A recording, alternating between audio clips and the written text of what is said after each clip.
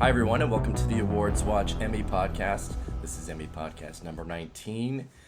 It is the Friday before Emmy nominations, which are July 13th, and this is our final nomination podcast.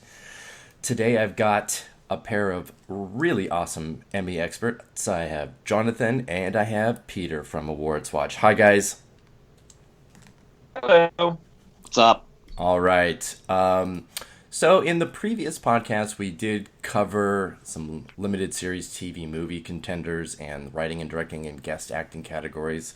So this one is going to largely focus on the top categories and the acting categories. So drama series, comedy series, all acting categories within those. And we're going to try and dip into reality and variety and all that as well. So buckle up, because these usually run about 2 hours, and they end up often being our most popular too. So if we can keep the energy going, then let's do it. And let's kind of just go right into it and right off the top and talk about drama series, because even with Game of Thrones out this year and Downton Abbey, this is going to be a tooth and nail fight for what 7 shows are going to get in. And there's not a lot of agreement. There are outliers within our group, within the Gold Derby editors as well, and just kind of the Emmy prognosticators across the web of what's getting in. So let's just right off the bat just reveal what our predictions are, and then we'll talk a little bit about the whys and who's going to be snubbed and maybe what we're not seeing at all. Peter, would you like to go first? Yes, this is sort of in rough order of probability. Yeah, that's kind of where we're at, is doing like a ranked version. Yeah. So I have The Crown, The Handmaid's Tale, Stranger Things, Better Call Saul, The Americans, This Is Us, and Westworld. Okay, so that's actually the exact same as mine. So forget what I just said. Same order, too? It is not the same order, though, by a long shot. Okay. I have, and I am sticking with it until I'm just going to stick with it. My order is The Americans, The Crown, Stranger Things, Westworld, The Handmaid's Tale, Better Call Saul, and This Is Us. Jonathan, what do you have? I think I have the exact same 7 as you guys, just different order also. Okay. I have The Crown, The Americans, Westworld, Better Call Saul, Stranger Things, This Is Us, and The Handmaid's Tale. So, even though we do have the same 7, we do have a slightly different order for whatever reasons, but let's talk about actually the 2 things that jump out immediately to me that are not on the list, and that would be Homeland and House of Cards. Both of those have been multi-nominees year after year, and Homeland is a previous winner. And they even bounced back after being dropped for a year. So are we all looking at those not making it this year because of just the amount of competition that we have now, or the quality of each of these seasons? Because personally, I thought Homeland's most recent season was incredible. I thought House of Cards was its worst by a long, long, long shot. And I'm struggling with not having Homeland in, because it's good. It's the sole representation from Showtime. And then House of Cards I don't have in, just because there's so much on Netflix's plate right now, and clearly The Crown and Stranger Things are buzzier, bigger, more award-winning shows. So that's my thought about those 2. What are you guys thinking about those? I'm thinking, well, the problem for both of them, I think, is just that buzz fell off and all these other shows really picked up big time. This Is Us, Stranger Things, Westworld are all pretty much like mini phenomenons. And then Handmaid's Tale and Crown just had a lot of critical buzz around them when they started. Um, I just feel like, especially for House of Cards, which had a late premiering season and didn't really have enough good buzz to overcome that. So that's my reason for dropping that. I just haven't heard much at all about Homeland in general. I had heard mixed buzz about it. You're probably the most positive I've heard about it, Eric. But it's also in its sixth season, and that's usually around when shows like that start to fade. So yeah, I think it got pretty good reviews, but it wasn't very talked about. It was not even close to being a water cooler type show at all this year. Yep. I don't disagree with that at all. I just thought it was pretty great. I actually I might put The Leftovers ahead of both of them in terms of contending to get into drama series. Definitely, I'd actually put it above House of Cards. If I feel like there's a better chance, I think House of Cards is definitely dropping out. I think Homeland could stay in just because of inertia, like, you know, the Emmys have done that in the past. Mm-hmm. But I think The Leftovers is a real chance. HBO has just that in Westworld, and they're pushing them both. Like, I see there's a lot of FYC billboards for The Leftovers around in LA. I'm honest. This is a great avenue now for us to go down, and that's like, you know, maybe what are we missing and what's going to sneak in, and, you know, despite getting no attention for its first two seasons, this final season of The Leftovers is like everything, and HBO is really putting so much behind it, and it seems much more so than Westworld, which is kind of interesting to me. I would die if The Leftovers were able to get really, I mean, in anywhere. But if it were to get in here, oh my gosh. Yeah, I mean, honestly, it would not surprise me if it got in and Westworld missed. I'm not predicting it, but it would not shock me at all. See, now this is where, I guess, since we did our ranked predictions, whatever any of us have in last, we must be considering the most vulnerable, though, right? Yeah. I mean, I have This Is Us in last, and that's, you know, it has the ratings and the buzz that, you know, a network show has not had in many years. But I'm still extremely cautious about it actually getting in. So I don't know. I know there will be a lot of uproar if it doesn't. But I mean, if it loses out to The Leftovers, I will not be sad about that. So if it loses out to House of Cards, yeah, then that would suck. So,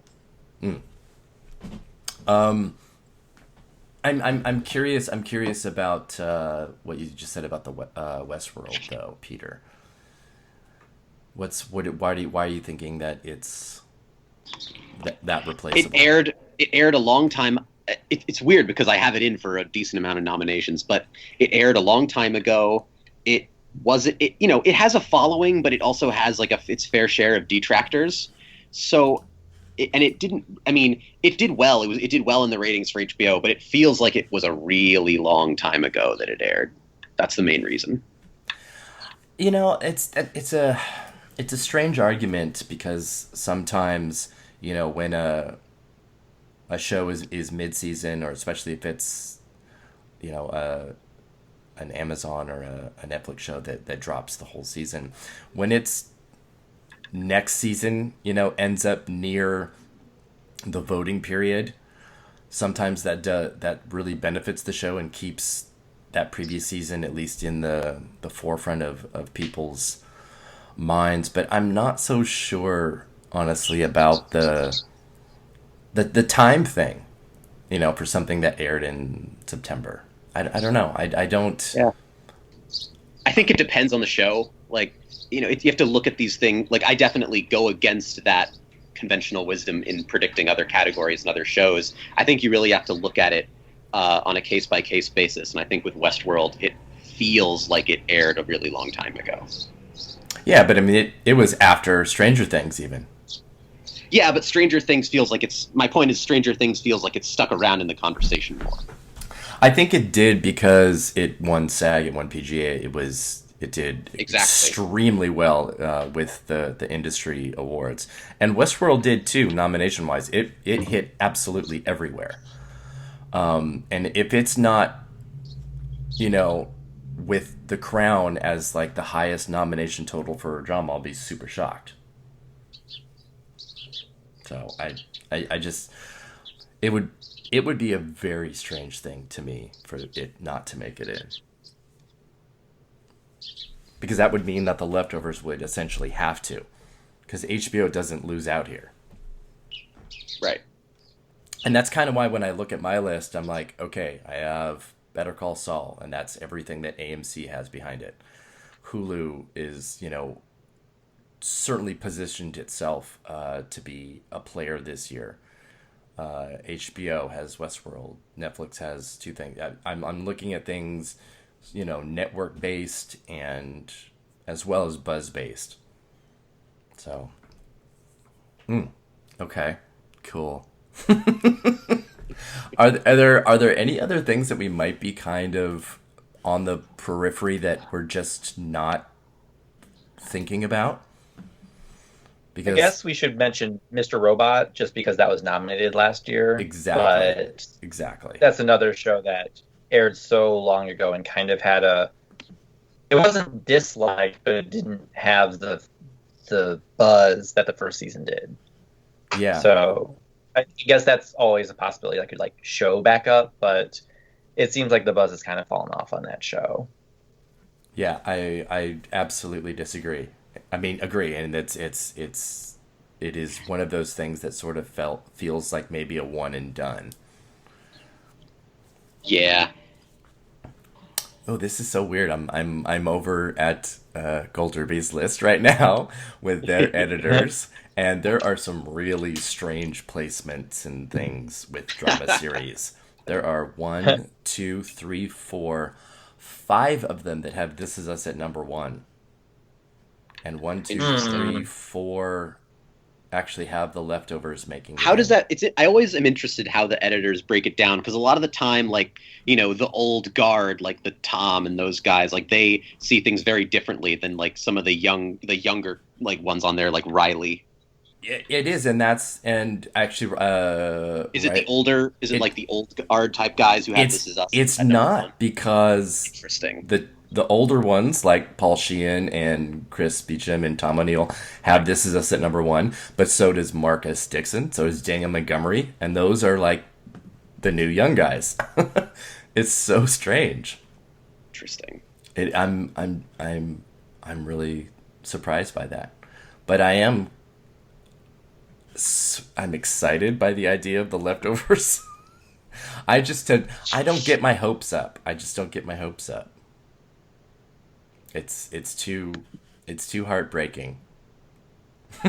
It's also very rare for the thing that holds me back from The Leftovers, and for me at least, is just the fact that literally no nominations have happened yet. I know Big Love managed to get in for its 3rd season years ago, but that at least got guest nominations before that happened. Yeah, Big Love and True Blood both.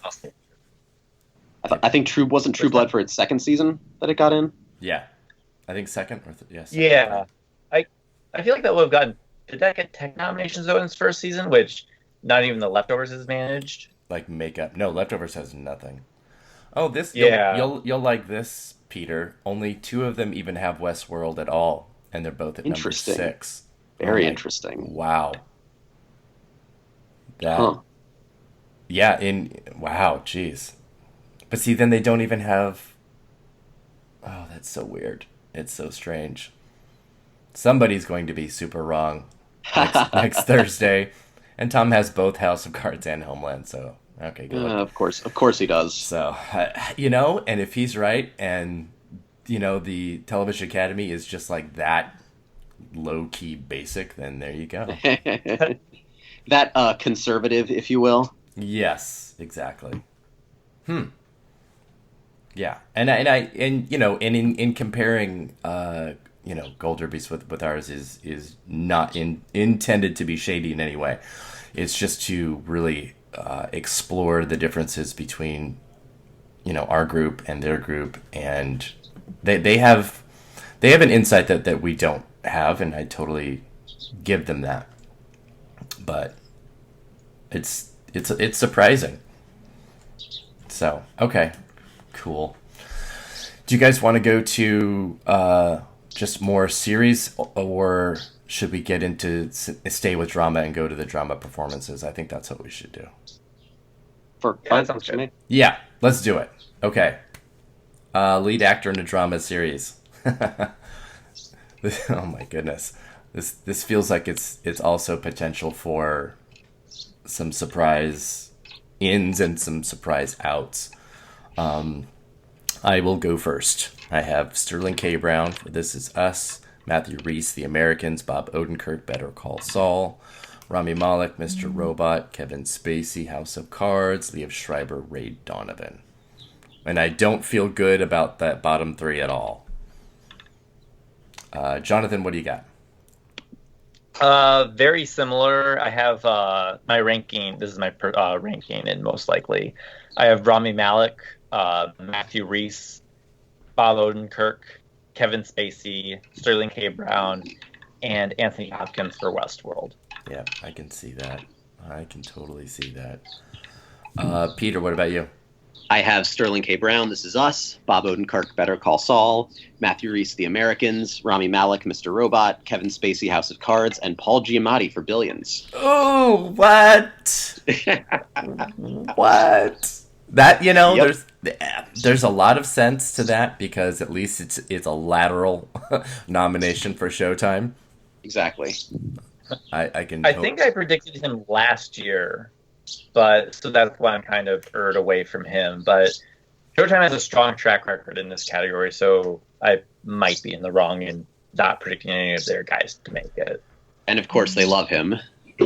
Yeah, I think Yeah, I think I had predicted him as well based on that, and they instead, you know, went like heavy with Ray Donovan, you know, with like directing nominations and Hank Azaria winning, and I'm just like, what is going on here? And he just got way better material this season, honestly, than he did in season one. Yeah, well, I mean, the second season was a humongous uptick from the first. Exactly. And you know, that might factor into some other categories later. So, but I like that pick, Peter. So it looks like we're all just have one different nomination. Liev Schreiber, Anthony Hopkins, and Paul Giamatti is our sole difference. Yep. Yeah, I mean, if we're talking about outliers, I could see Milo Ventimiglia getting in. If they really go nuts for This Is Us, I could see that happening. You mean so double nominations for the show? Yeah, exactly. Yeah. I could see Justin Theroux potentially getting in. Possibly even like, you know, Billy Bob Thornton, maybe just on name recognition. Uh-huh. I thought about that one a lot. Yeah. It's possible. He's really Amazon's only push in this category also, really.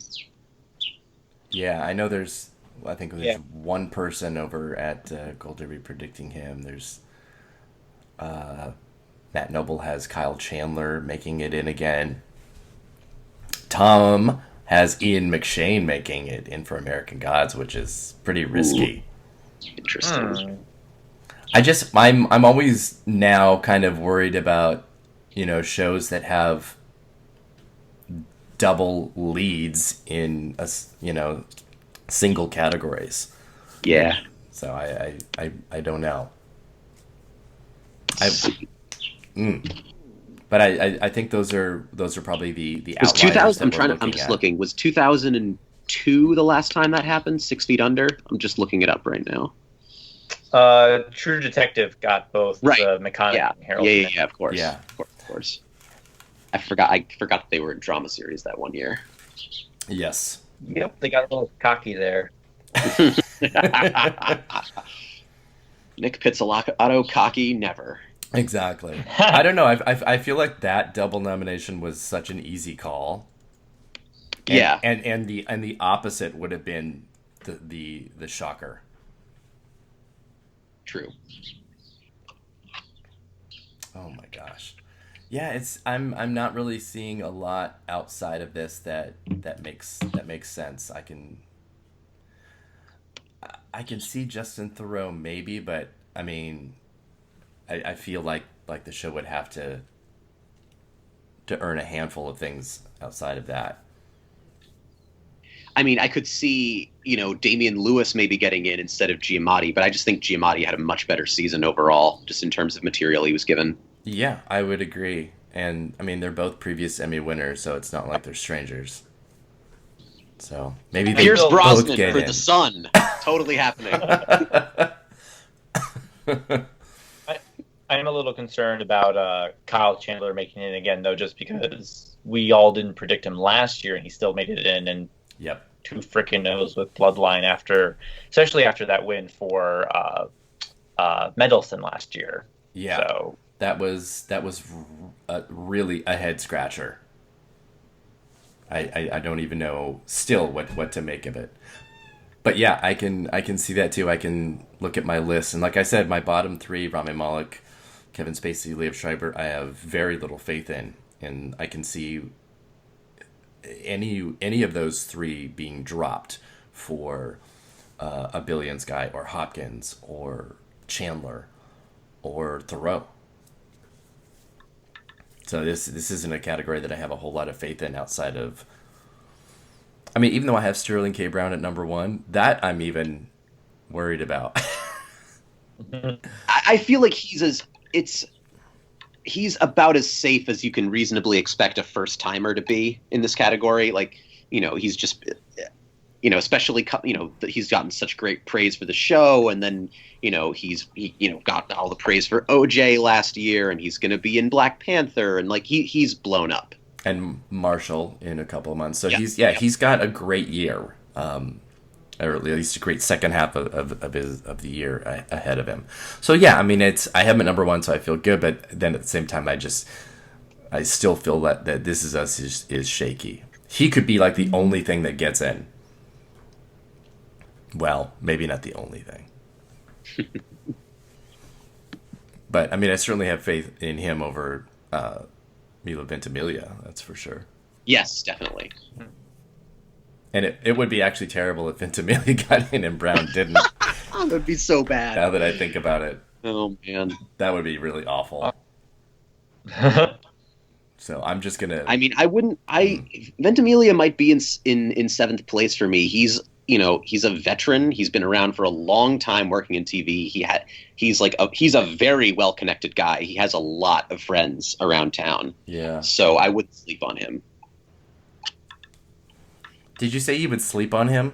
I said I wouldn't sleep on him. Oh, okay. I mean, I would, but that's totally different. Oh my lord! Yes, we're already there. Goodness. Um, okay, cool. Let's move on to lead actress, and yeah, I think we're sort of clipping along at a good pace. This is another category for me where I'm like, top three I feel super safe about. Bottom three I'm like, I don't know what's gonna happen. So Peter, let's have you go first. All right. I have Elizabeth Moss for The Handmaid's Tale, Claire Foy for The Crown, Robin Wright for House of Cards, Viola Davis for How to Get Away with Murder, Kerry Russell for The Americans, and Carrie Coon for The Leftovers. You're really low on The Americans this year. I mean, I have it getting in all these categories. Like, Yeah, but like lower. didn't I just say I'd recent third? That's not that low. Was he third? Okay. All right, fair enough. I won't criticize you then. Jonathan, what do you got? I got Viola Davis for How to Get Away with Murder, Claire Foy for The Crown, Kerry Russell for The Americans, Elizabeth Moss for The Handmaid's Tale, Evan Rachel Wood for Westworld, and Claire Danes for Homeland. Okay, I'm going to do my list, and then we're going to come back to your placement of Viola Davis in just a second. Sure. I have Claire Foy, Elizabeth Moss, Kerry Russell, Claire Danes, Robin Wright, and Viola Davis. Okay, so Jonathan, you have Viola Davis at number 1. So, Yeah.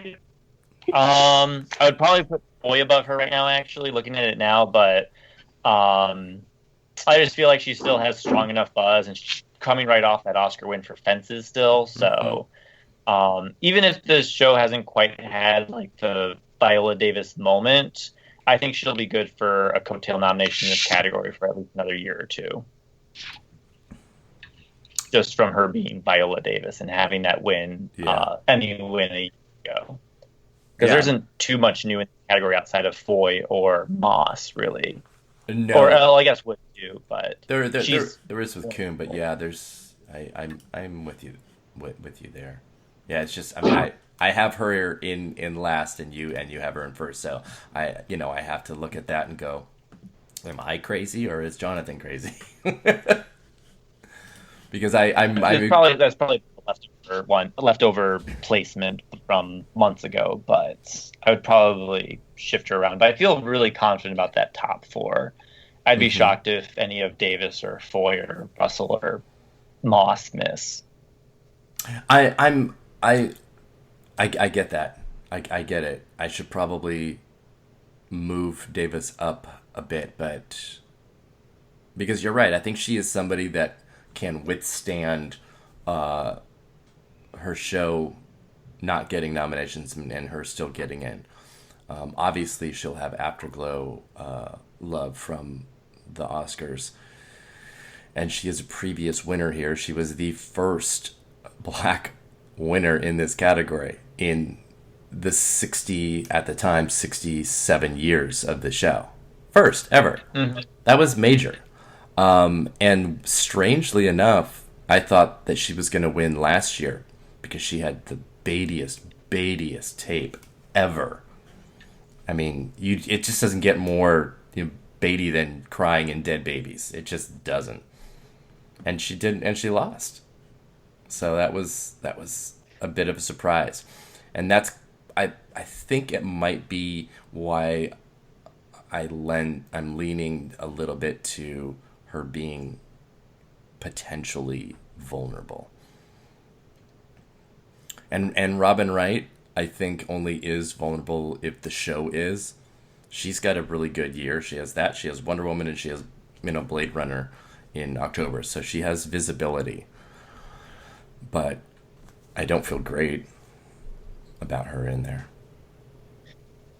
Yeah, I dropped her out just because I think this is going to be a drop-off year for House of Cards, which it had a really strong few years, and last year was still pretty strong in nominations, but I think there's just so much new blood coming in, and Netflix is going to be preoccupied with The Crown and Stranger Things and God knows what else. So I think there's just enough still around. Like Claire Danes, I guess I could see Wright getting in over Danes, but Danes is still like 5 years strong in this category and has 2 wins, so yeah, I think she can hang around for one more year. Yeah, I think so. I think so too. I'm looking at our Emmy experts here, and I'm the only one that doesn't have Evan Rachel Wood. Because HBO cleverly and shrewdly put Evan Rachel Wood in lead and Thandie Newton in supporting. And I think it was actually the right choice. But they could have both been lead or both been supporting. So I do think it was the right way to do it. Agreed. And the only other, again, as with most of the other drama categories, it's Westworld or The Leftovers, and I just think that Westworld being a new, buzzier show is going to give the advantage over The Leftovers, which is older and more of a cult following thing. And Evan Rachel Wood just has like a larger pedigree than Carrie Coon has in general, like a larger, longer history.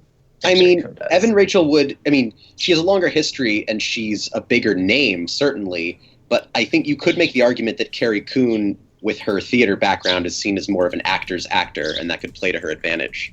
And she has Fargo, True. So I'm not sure if I'm in agreement with that. I feel like this year Carrie Coon has a much higher profile than Evan Rachel Wood's collective career would have.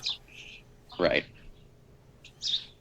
And that would be a great nomination here too. See, now all I want is like The Leftovers to get like 14 nominations.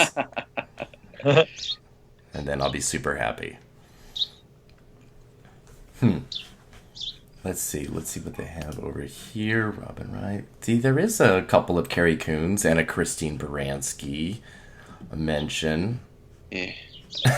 And I had Christine Baranski in early on, but I dropped her. Wow, a lot of them have her. Goodness.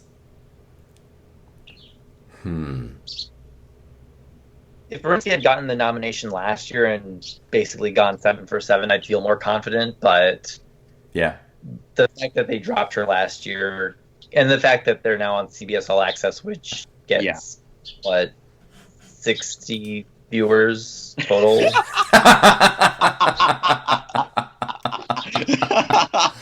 Ouch. Oh my goodness. I always love it when the shadiest comment doesn't come from me.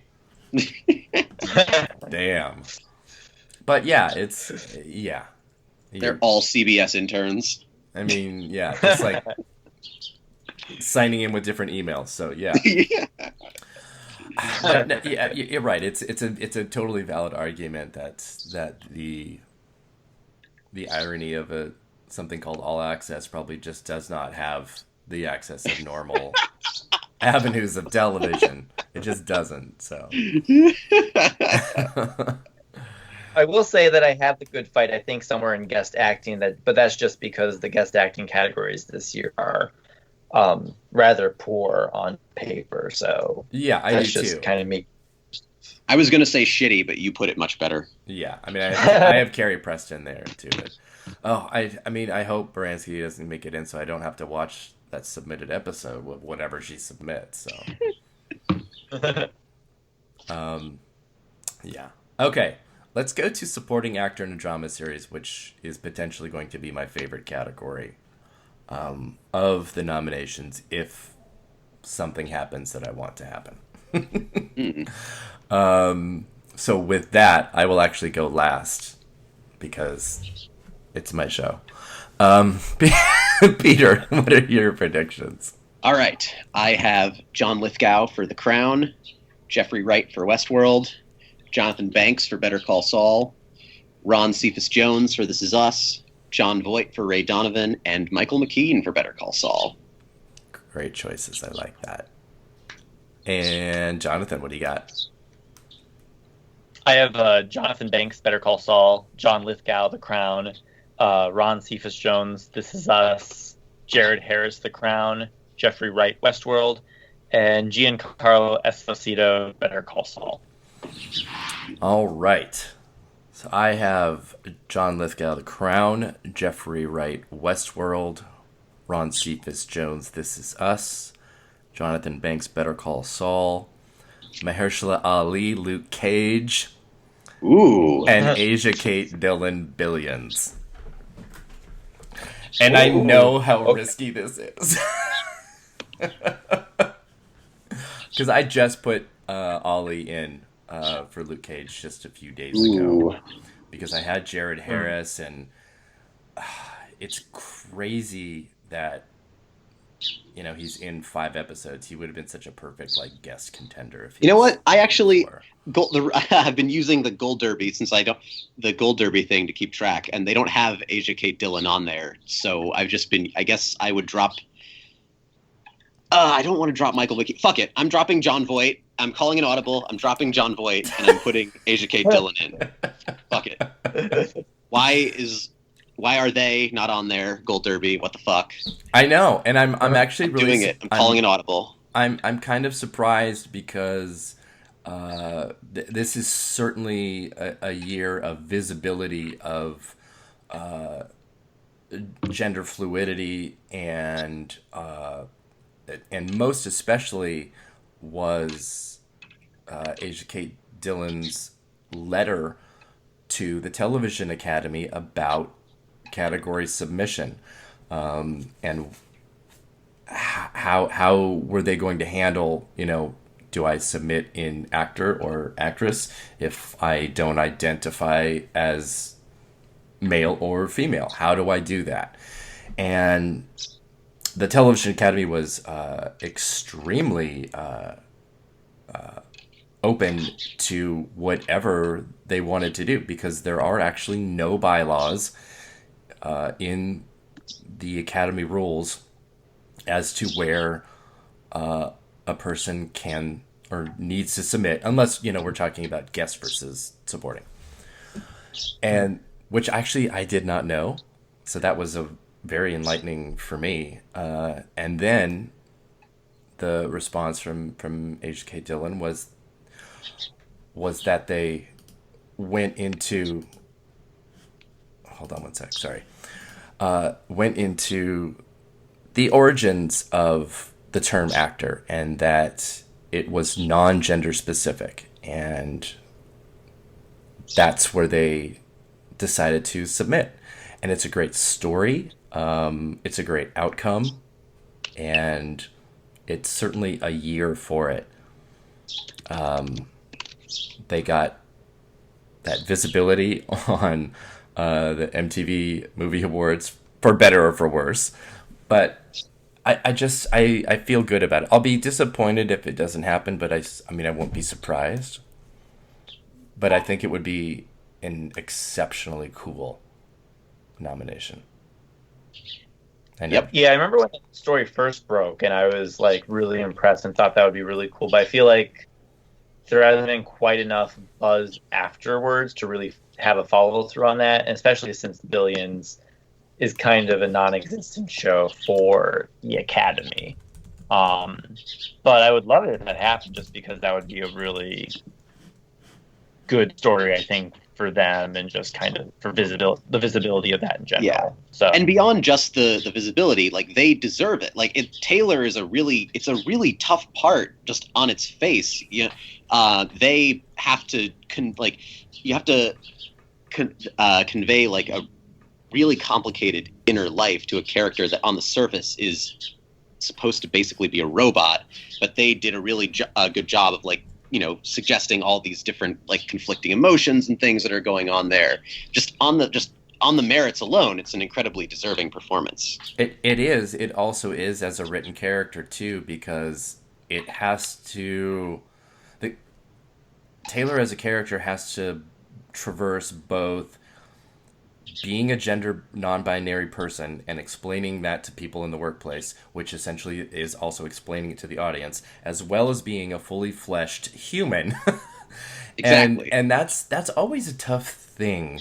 And that happens so much with any type of, LGBTQI people, where they, in terms of being a character in movies or television, they have to do both things. They have to explain themselves to other characters in a movie and their life in a way that's really kind of exceptional to anybody else, as well as be just a character that has situations and aspects of their life outside of gender and sexuality.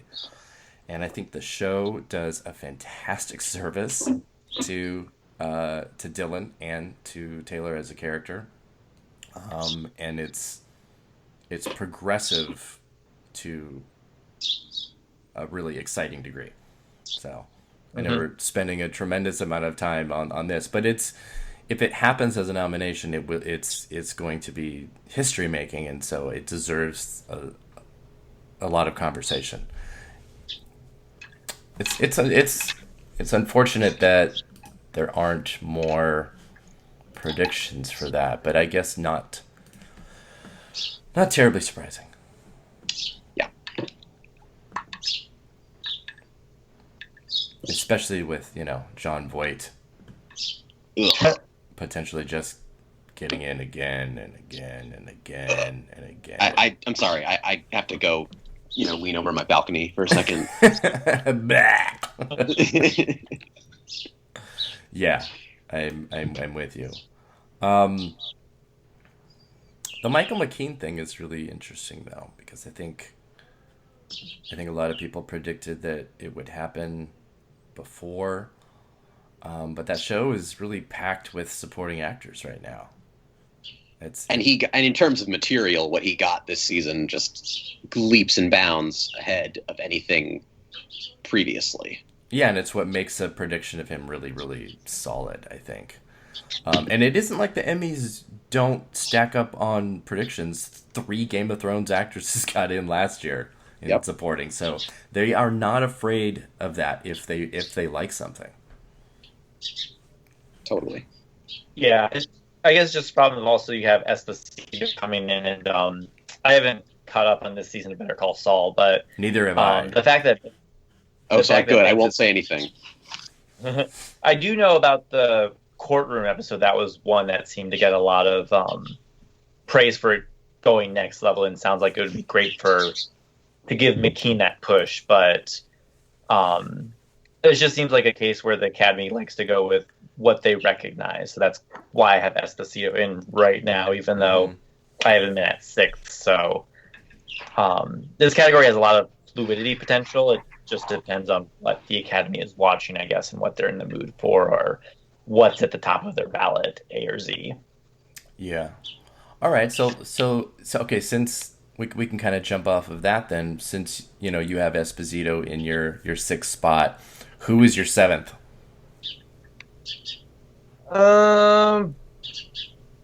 Probably McKean, just because it seems like, again, like if the show is maintaining its buzz and if they're watching, it seems like McKean should get in. So I feel like one or the other. I think it's going to get 2 nominations in this category. It seems like it's in a good spot.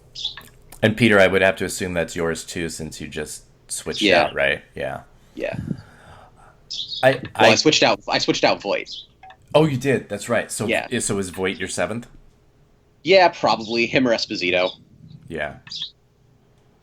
I think for me, I have to pick Jared Harris, since I know it's really risky to not have him in here, especially to have, 2 total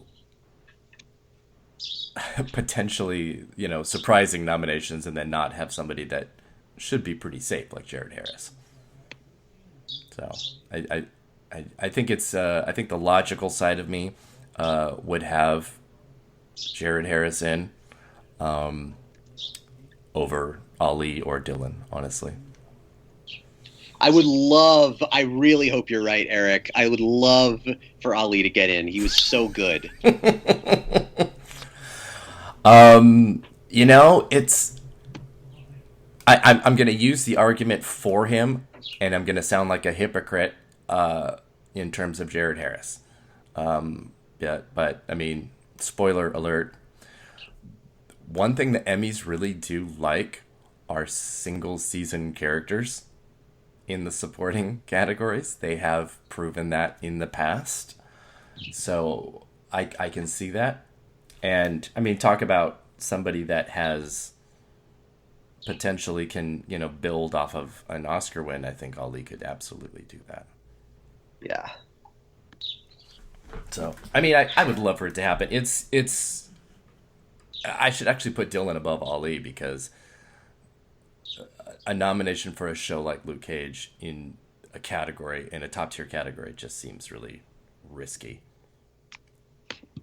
Especially when Alfre Woodard's on the show and she has like 18 nominations, which we'll get to next. But yeah, it's. I would love Ali to get in. He was so good. Hey, they nominated people for The Incredible Hulk in the 70s, so it could happen. I know. The 70s were such a weird decade of nominations. I don't even know what to think about it.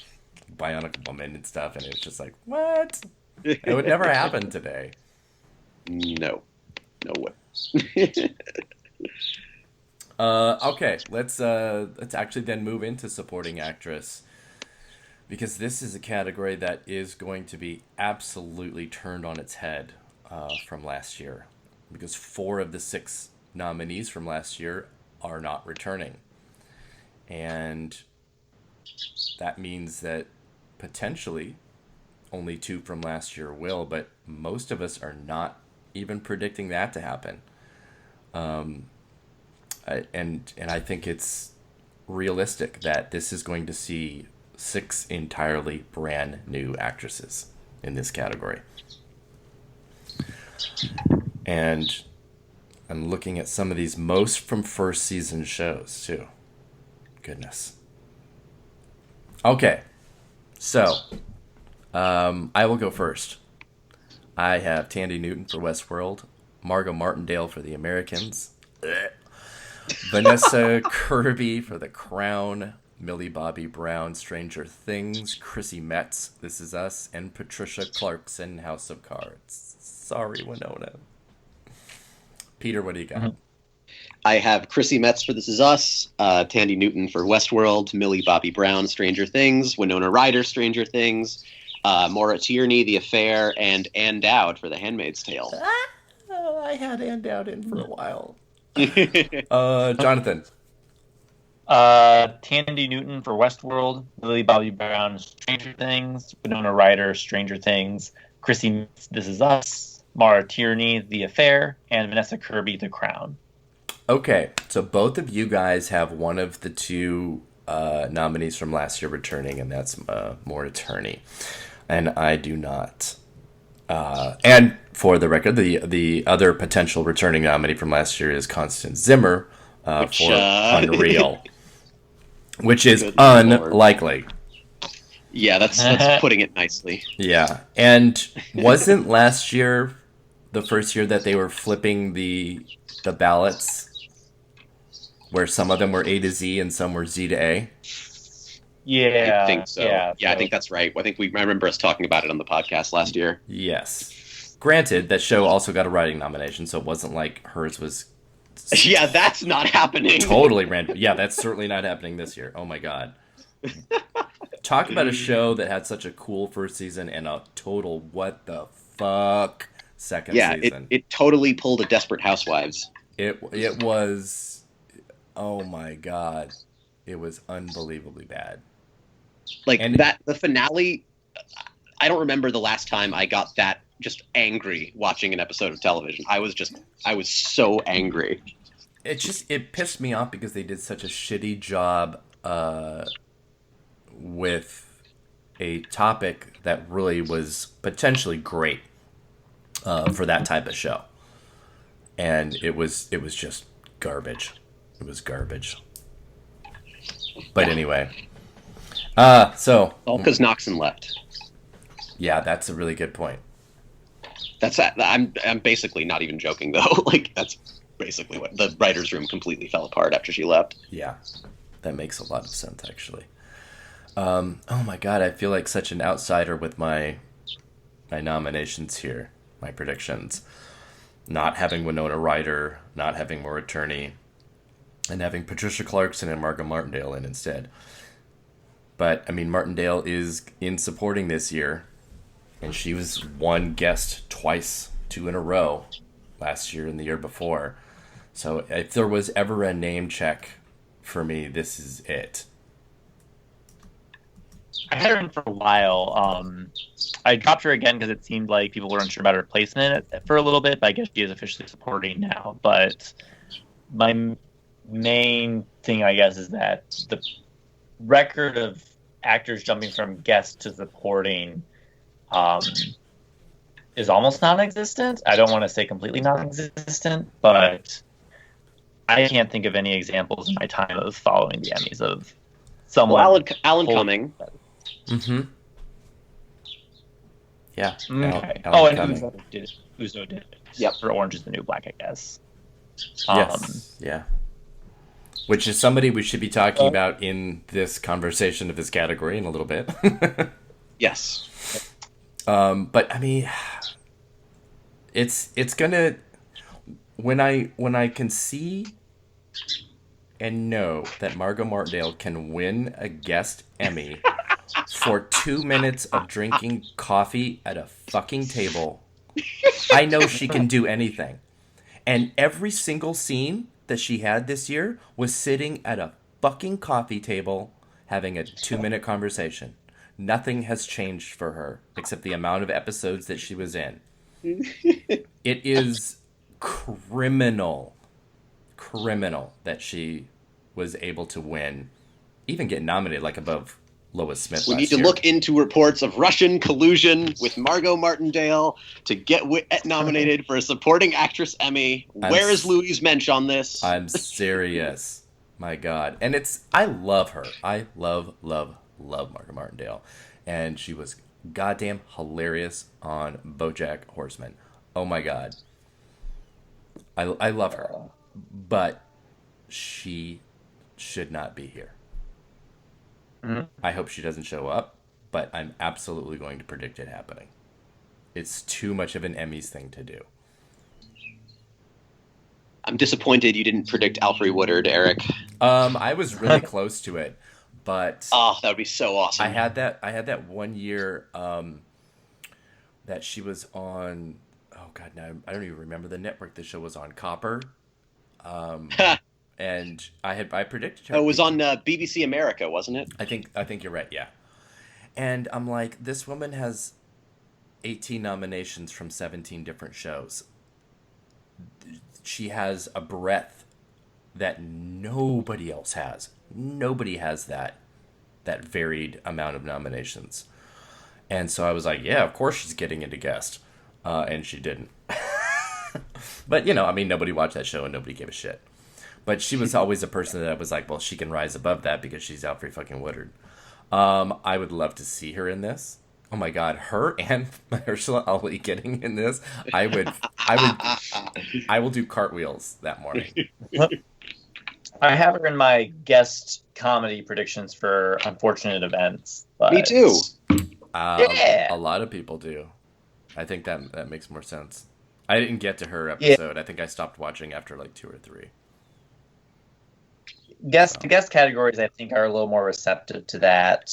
But also, drama series is the supporting actress drama series is such a wasteland this year that who knows?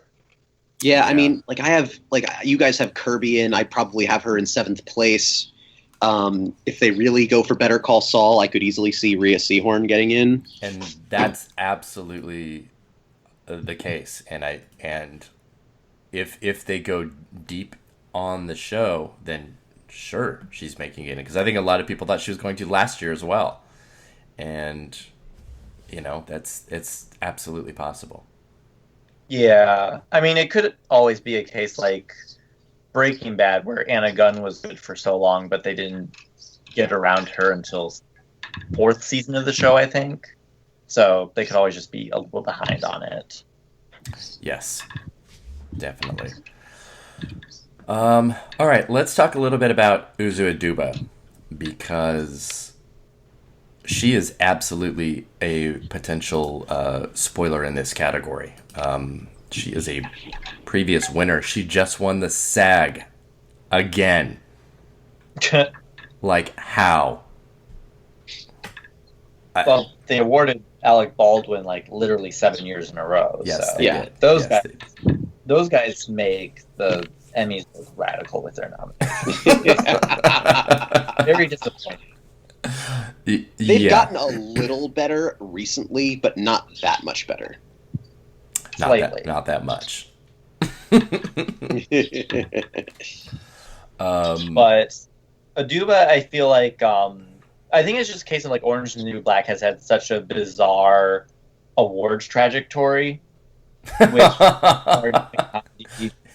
being a big smashing comedy and then moving over to drama, and also just the fact that you have the new season premieres right before the new season premieres right before Emmy voting starts. So you always have you're not sure how much residual buzz is affecting the voting for this new season. Yeah.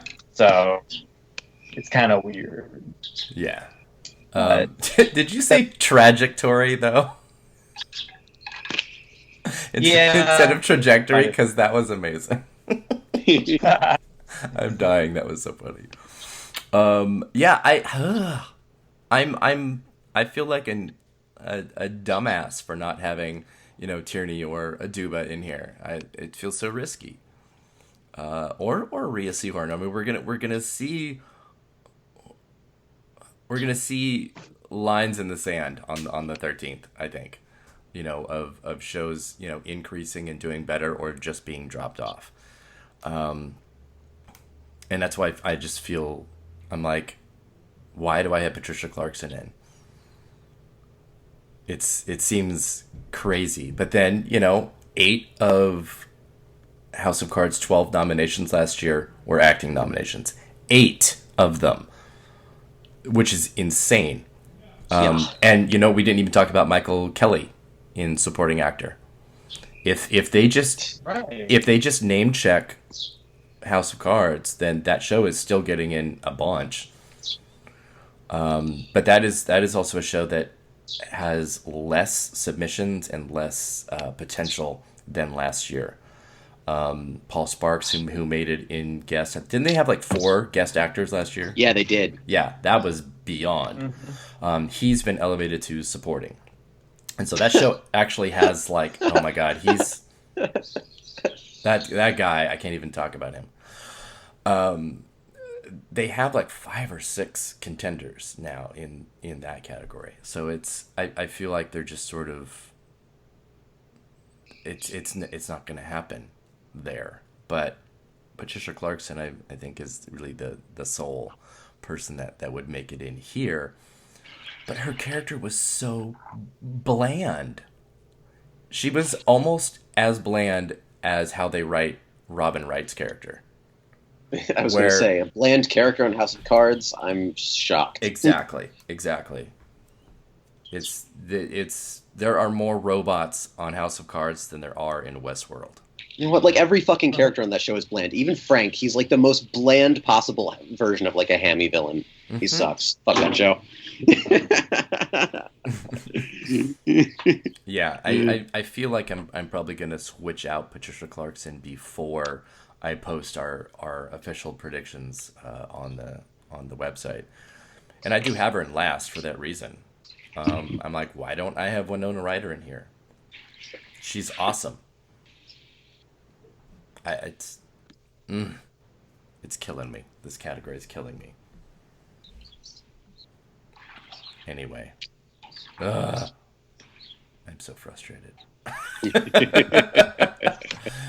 Okay, all right. Since we did do the guest categories last time, we're going to jump over to comedy now, which is actually good. We just hit like the hour mark for drama. That makes perfect sense.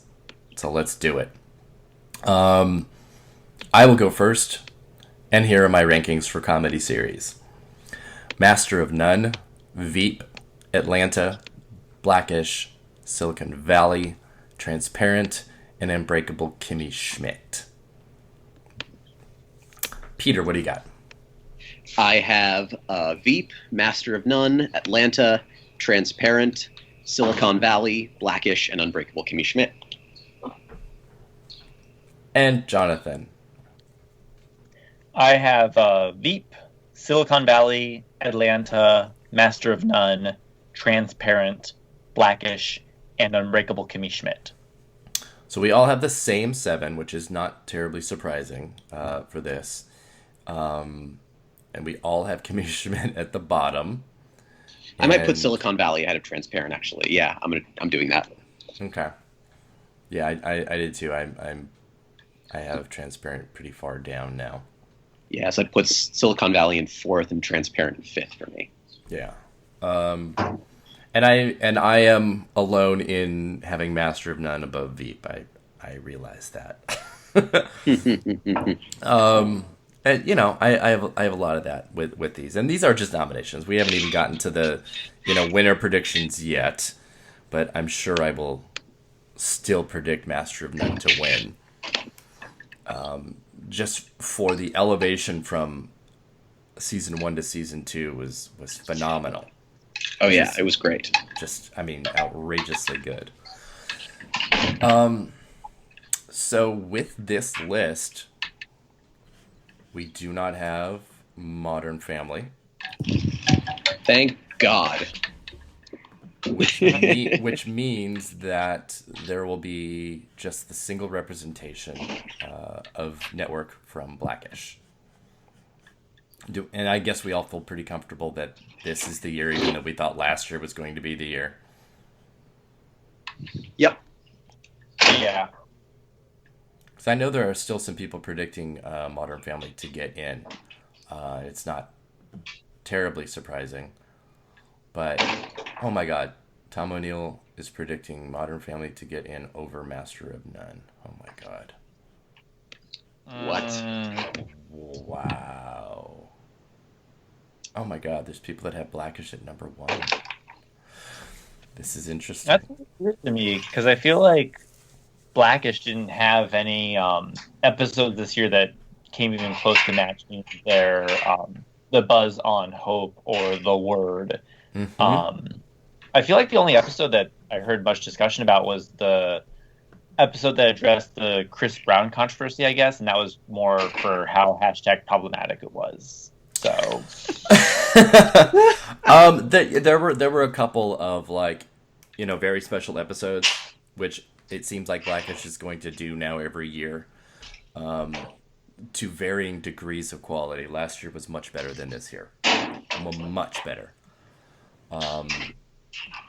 So, I mean, even having, where do I have Blackish in? I have it right in the middle at number 4.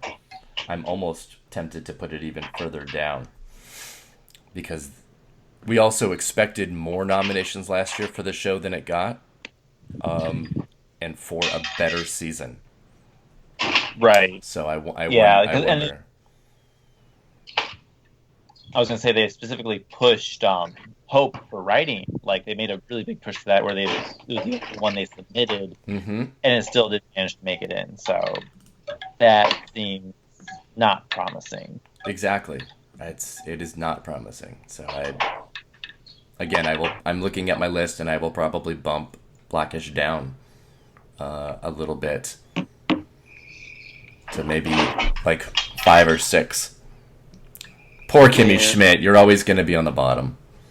Yeah. Okay, so Veep as your guys' number 1.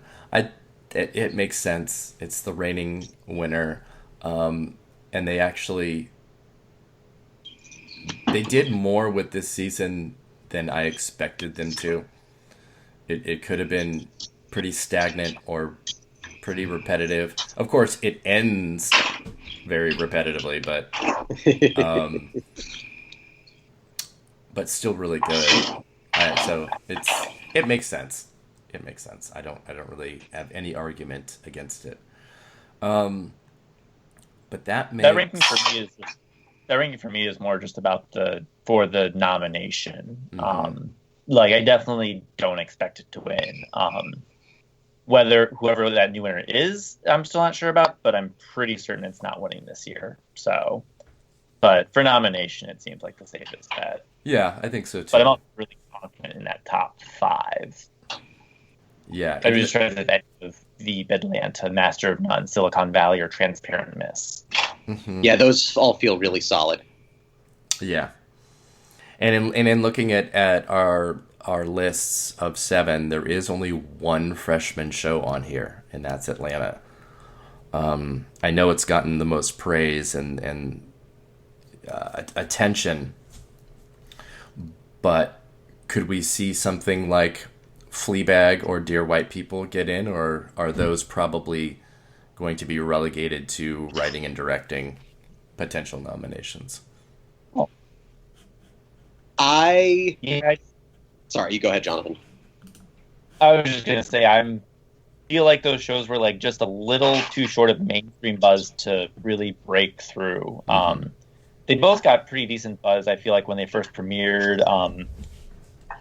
the Barry Jenkins episode of Dear White People got a lot of discussion, but in order to break through here, I don't feel like they pulled in nearly as much buzz as Atlanta did overall. So I think Fleabag, I'd probably say is slightly more likely, just because Amazon only has Transparent, whereas Netflix already has Kimmy Schmidt and Master of None. But I feel like there's quite a chasm between the 7th and 8th rankings in this category.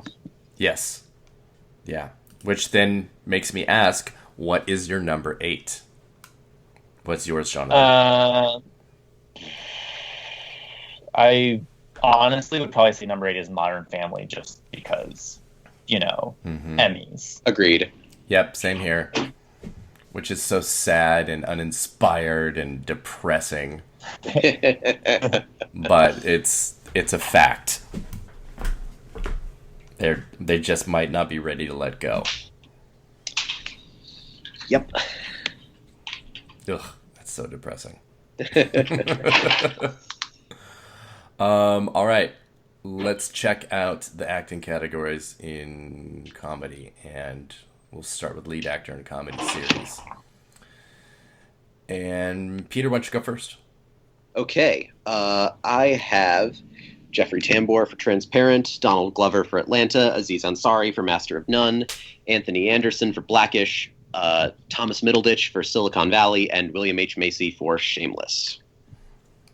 I have Donald Glover, Aziz Ansari, Jeffrey Tambor, Hank Azaria for Brockmire, Anthony Anderson, and William H. Macy. What do you have, Jonathan? I've got Jeffrey Tambor, Aziz Ansari, Anthony Anderson, Donald Glover, Thomas Middleditch, and William H. Macy.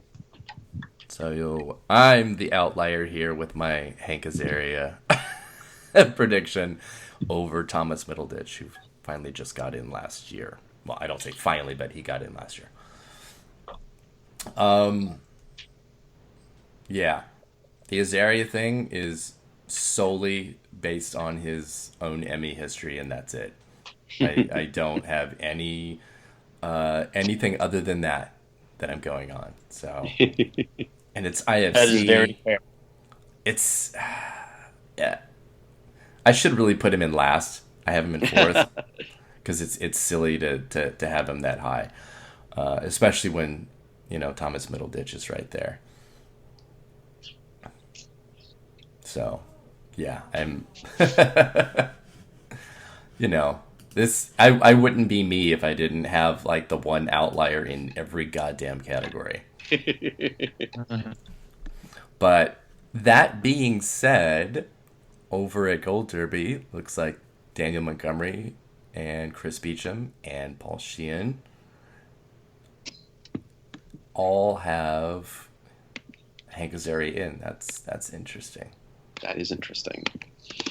Yeah, I wouldn't doubt it, definitely, just because Emmys. And this category feels a little stagnant right now, I guess. Mm-hmm. Yeah. Donald Glover slipping in there, but otherwise, it feels a bit stale, so there could always be a little shake-up there. Yeah. I mean, there are a couple of other, beloved Emmy winners on new shows that are hanging around the edges there. There's of course Neil Patrick Harris for Series of Unfortunate Events. I would not be surprised if that happened. Mm-hmm. I'd probably have him in 7th, honestly. I'm very tempted to put him in over Macy. Especially because he's Netflix's probably number 2 guy after Aziz. Yes. And then there's Ted Danson for The Good Place as well. Yep. That's one I've been tempted to predict. I would predict him if he were in supporting, probably, but I feel like lead might be a little bit of a stretch. Because he's really a supporting character on that show. Mm-hmm. Yeah, and I feel like supporting would have been weak enough for him to kind of slip in the way. Oh yeah, he would have gotten the Andre Braugher slot. Exactly. Yeah. I agree. I think that would have been a good place for him as well. Yeah, and see, okay, yeah. Ugh. I'm looking to see what others we might be able to get in there. Because again, like comedy series, the main newcomer would be Donald Glover. You know what? I'm putting Neil Patrick Harris in. I'm calling another audible. It's and it makes sense because Netflix is really, really goddamn good at this game. Their FYC campaign, oh my god, was genius. Oh yeah, and plus Count Olaf is such actor bait. Like, they love him. Like, I'm doing it. I'm putting him in. He plays. He cross dresses. He's all these disguises. He sings. Like, come on. Ugh, I don't know. I feel like there's NPH fatigue, and justifiably so. I don't know, but I get it. I get it. Oh my gosh. Yeah, this is a really stagnant category. It's boring. So I'm trying to liven it up here. Like, I know. I'm trying to think of. I think it's a very good call. I'm annoyed I didn't think about it. It is. But what else? Who else can we put in here?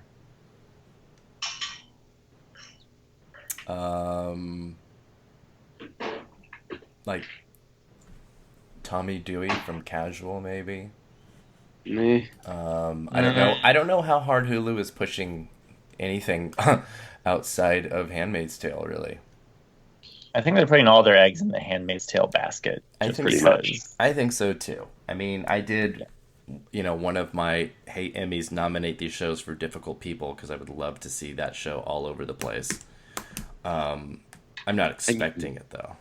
Like Kevin Bacon, maybe. Oh, that's a good choice. Just as a total dark horse. That's a really good choice. Like, I Love Dick is pretty divisive, but the people who like that show really like it. Pete Hammond has him in at 6th place on his predictions. So, is he a big Emmy guy? He has one nomination, I think. Okay. Well, he got nominated for the HBO movie Taking Chance in like 2009, I think. Yeah. I mean, that's why over at Golderby I really pay more attention to the editors. I think they have a slightly better hold on things than some of the folks that are under the expert title in general. Mm-hmm. Because the editors, I mean, that's just what they do day to day, every single day. I mean, Ann Thompson, I love her, but she's more movie oriented. So is Pete Hammond. Mm-hmm. So I like those guys better. But yeah, that's a good call. Kevin Bacon would be a totally makes sense call, especially with Jill Soloway behind that show. Mm-hmm. Wouldn't that be funny? Yeah, him going up against Jeffrey Tambor. That would be interesting. But yeah, that's... Oh my god, somebody has Jim Parsons in. Good god. Ugh. But then he also has Neil Patrick Harris and Patrick Stewart. What is going on? Oh my god. What? Who is this person? Wow. I would have considered Stewart like last year when it was a first season show, but now it's... yeah. I'm not seeing that. Jarrett Wiseman has Ted Danson in. That's good. I like Jarrett a lot. That's very possible. Oh, there's another mention for Ted Danson. All right, so there is the potential for some changes here. But again, we're looking at categories that have maybe one network show represented. So, I mean, the network shows are dying on the vine with the Emmys. I mean, they're just dying on the vine, period, but especially with the Emmys. Yes. So, yeah, I don't know about Ted Danson. I don't know if NBC can have this much of a rebirth. Plus, it aired so long ago. Yeah. It'll be really curious to see what happens with Will and Grace next year. Speaking of NBC and speaking Yeah, of... it's going to do about as well as 24 Legacy did this year. Exactly. I'm like... Or will do, I suppose. Yeah. Just to spite me, the Emmy gods are going to nominate it in every category now. Jimmy Smits is going to win. Like... Oh my god.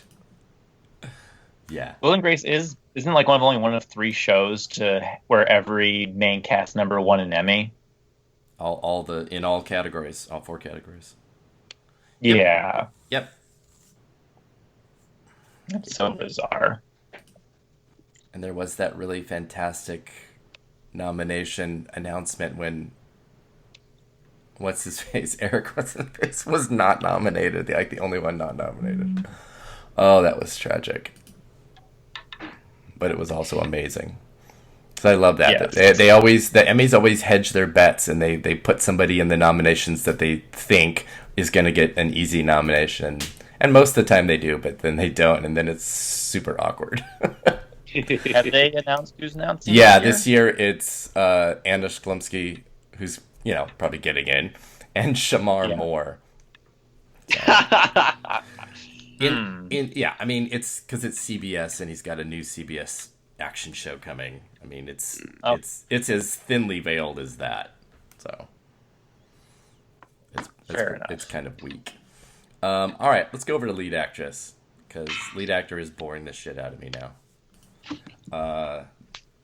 There's potential here for some shakeup. We already have shakeup in a category change with Allison Janney going from supporting to lead this year. She's already a winner for this show in supporting for Mom. So let's look at our predictions here. Peter, what do you have? All right, I have Julia Louis-Dreyfus for Veep, Allison Janney for Mom, Tracy Ellis Ross for Blackish, Ellie Kemper for Unbreakable Kimmy Schmidt, Phoebe Waller-Bridge for Fleabag, and Lily Tomlin for Grace and Frankie. Oh, wow. I really like that Fleabag nomination prediction. I love it. I have Julie Louis-Dreyfus, Allison Janney, Tracy Ellis Ross, Ellie Kemper, Lily Tomlin, and Issa Rae for Insecure. And Jonathan, what do you have? I think we have the same, just different rankings. Julie Louis-Dreyfus, Tracy Ellis Ross, Allison Janney, Ellie Kemper, Issa Rae, and Lily Tomlin. Cool. So this category.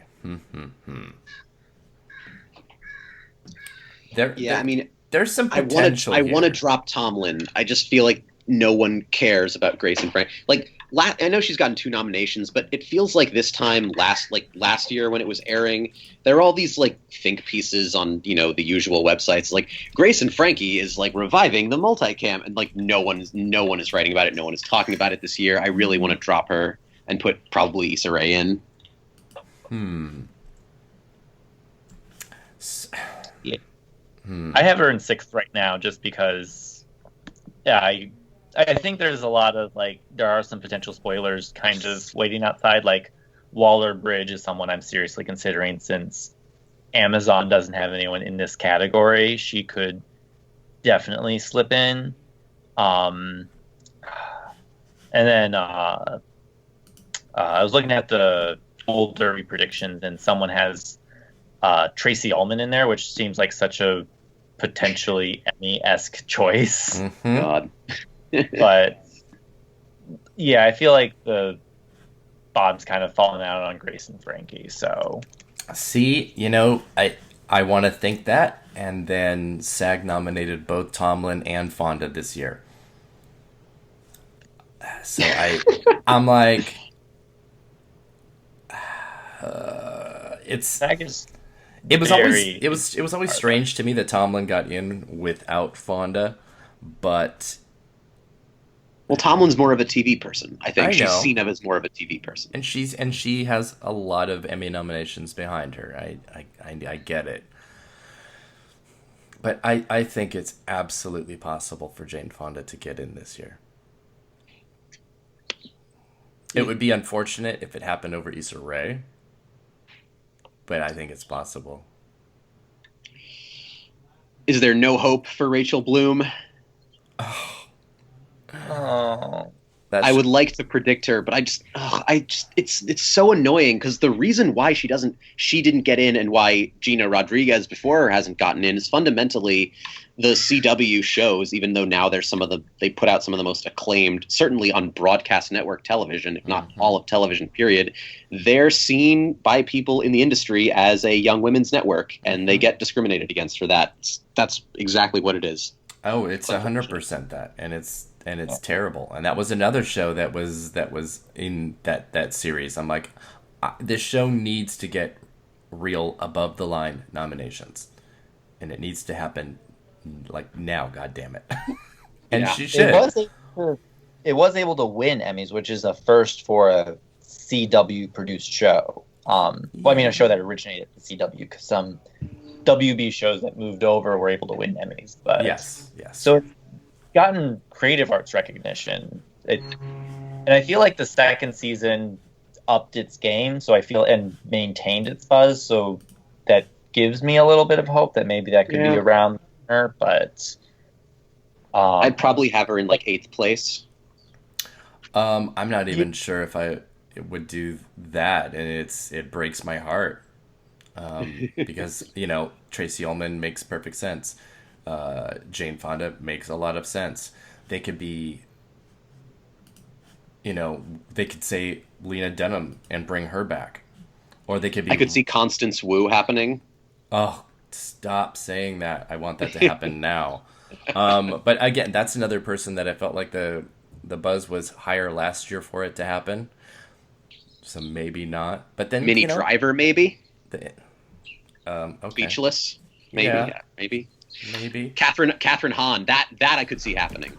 Yes, and there are some predictions of that happening. I think that would be an absolutely delicious. I'd probably put her ahead of Rachel Bloom. Honestly, I'd probably put her in 8th place above Rachel Bloom. But you know what? They could be super lazy and do Sarah Jessica Parker.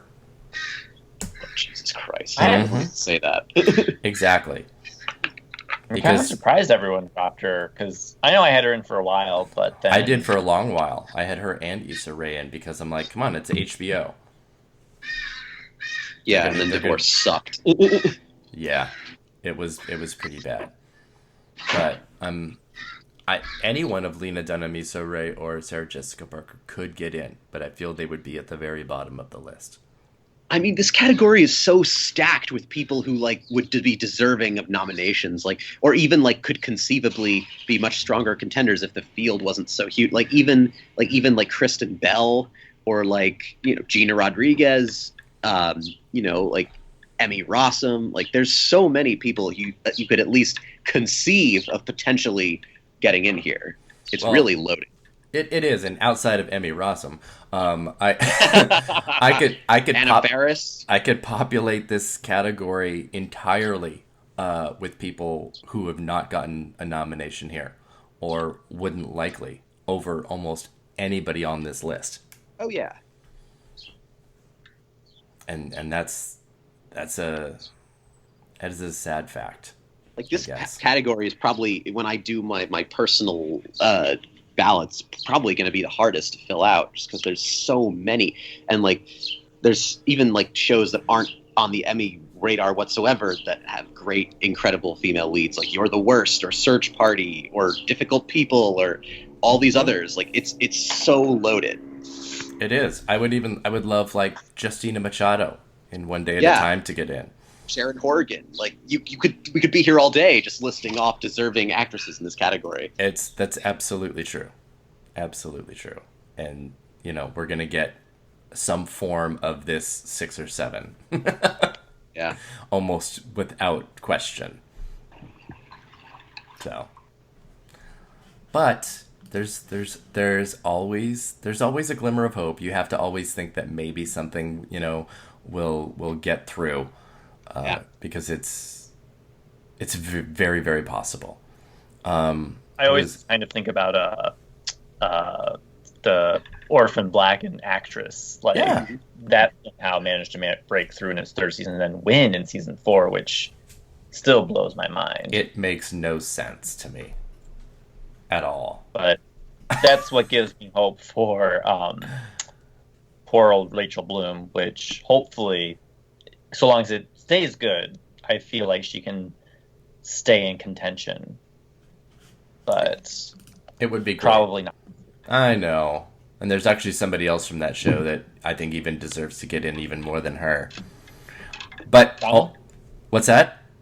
Donna? Yes. Yeah. But it only makes sense if you watch the first and the second season and who she was as a character from the first episode of season 1 to what she became in season 2. And we'll get to that in supporting actress in a minute, but I mean that's kind of why some of these, little shows that don't get attention never get attention, because if you're not on board with it from the beginning, it won't make sense in a second or third season. It's just weird. It's just not that common. Friday Night Lights was able to do it, but I just feel that it's an exception. The Americans, they did it. Yeah. And in a tough year. Yeah. So, yeah, those are actually 2 really good examples, so yay.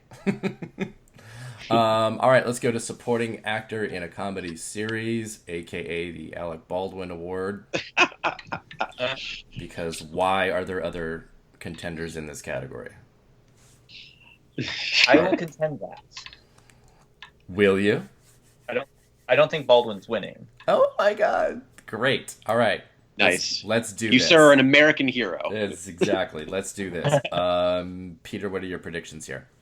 So I have Alec Baldwin, Saturday Night Live, Tony Hale for Veep, Timothy Simons for Veep, Titus Burgess for Unbreakable Kimmy Schmidt, Ty Burrell for Modern Family, and Zach Woods for Silicon Valley. Jesus fucking Christ.